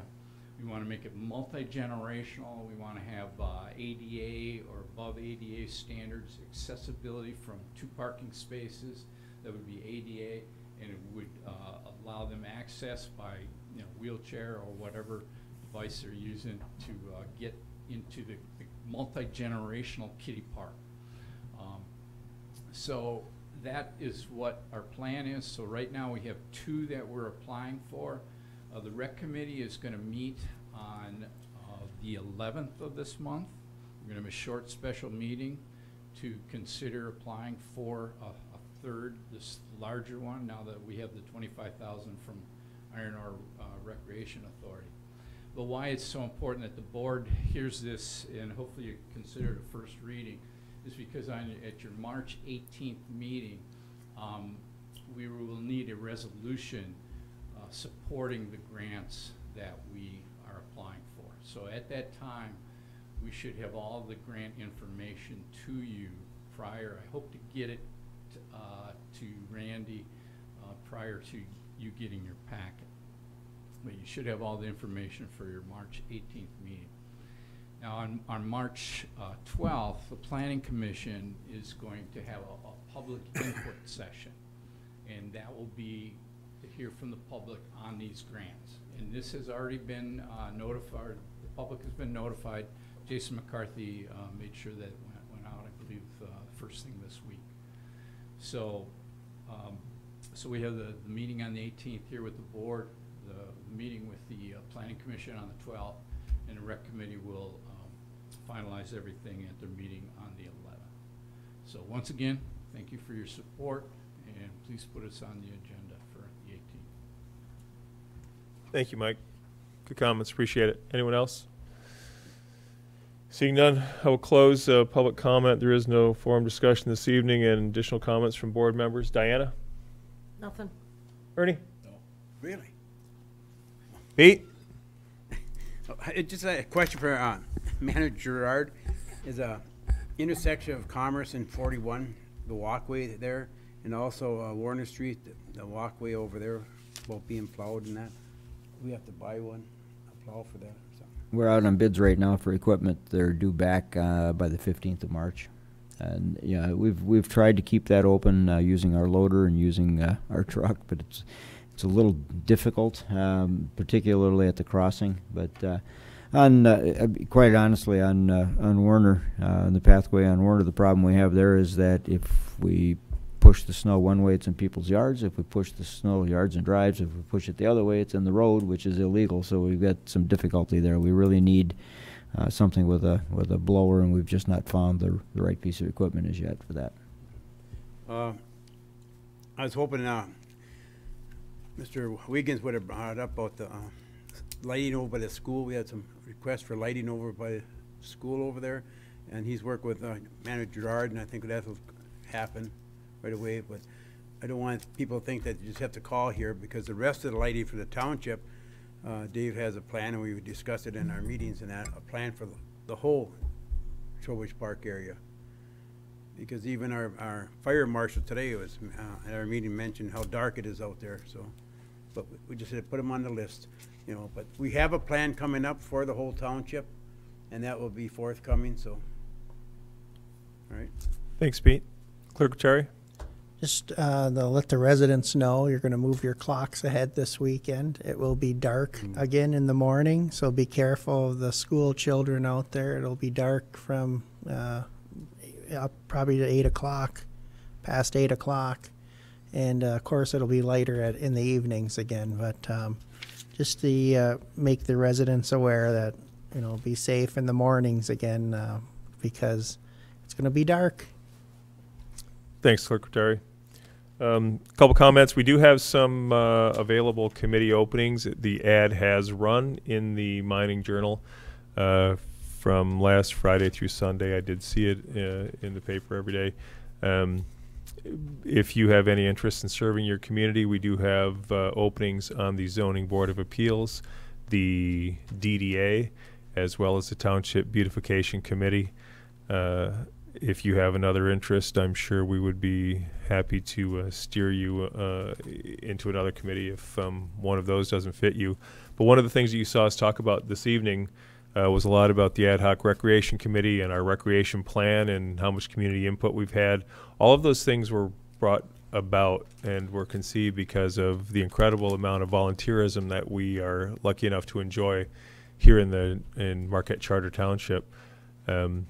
Some of you have unique talents that we haven't been able to tap into yet, and I understand busy lifestyles, but I would encourage you to just consider donating some of your considerable time and talents, just a small portion of it, to make this a better place to live, work, and play.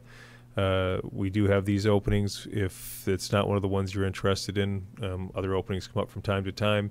You can get an application here at the Township Hall on 1000 Commerce Drive, or you can go to marquettetownship.org and download the application. I would strongly encourage you to make your community a better place to live in, and I'm certainly, if you're looking at me right now on TV, I'm talking to you. Come on down and fill out an application. I'm sure we can find a spot for you, and you never know what your talents will make a difference in your community. The other thing is just a brief update. As you know, we have been fighting with the Michigan Tax Tribunal on interpretation of valuation of various commercial properties in the township. They have a theory that a $10 million store should be taxed as if it's worth $3 million blighted property. We disagree. We have taken that all the way to the Court of Appeals, and we were notified this week from legal counsel that we do have a court date. April 8th, we will be delivering our arguments in front of the Court of Appeals. We're looking very much forward to a swift resolution to this process, one way or the other, so that we know what we're operating with from a revenue standpoint. Of course, we believe we will prevail. It's been a long process. An update, to all of the Michigan Tax Tribunal cases, we have invested about $244,000 of township funds so far to defend ourselves with the tax tribunal, and a lot of those we don't have an option on because of the way they interpret the rules, and someone challenges it, we're required to pay for an appraisal of that property to bring with us to the tax tribunal, and then they use completely different rules to decide a valuation of that property. So we continue to pursue legislative solutions. We will continue to pursue those. Both Representative Keeval and Senator Kasperson have attempted to introduce the legislation. The legislation stuck in committee and will not come out as it was introduced, but we are attacking it from various different angles. There is another senator who has convened a group that includes legal counsel for us, has been very active in it as we try to work through a solution so that we can stop, and it's not just us, it's townships and cities across the state of Michigan, but we can stop spending money on appraisals and legal fees and try to handle this so that, as we sit here and talk about how awesome it is to be able to spend $27,000 on recreation, imagine what we could have done with $244,000. We need a legislative fix, or we need a Court of Appeals opinion so that we can move forward and stop having to spend good money after bad while we battle through this. They just need to make the rules clear, make sure we're all playing on the same page.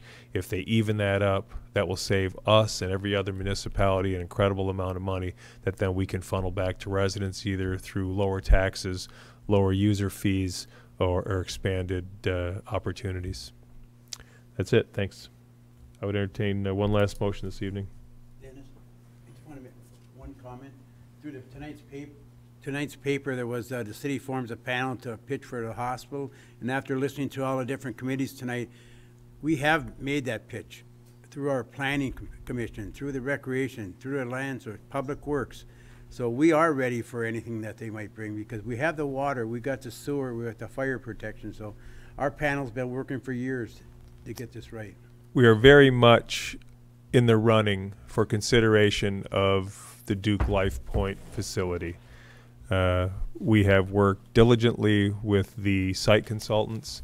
We've provided them with everything they've asked for and more. We continue to reach out to them. I would say that all things being equal, I'm partial to our sites, clearly, but I've said it before and I'll say it again. The fact that we have an entity willing to invest $290 million in our area, whether it ultimately ends up in the city of Marquette or Marquette Township or somewhere else, is incredible. It's good for all of us to be able to have that in our area. We certainly put our best foot forward, and you know, we are definitely in the running for that, and we look forward to seeing where that ends up sometime later this year. I move to adjourn. Second. We have motion and support to adjourn. All those in favor? Aye. Those opposed? This meeting is adjourned. Thank you.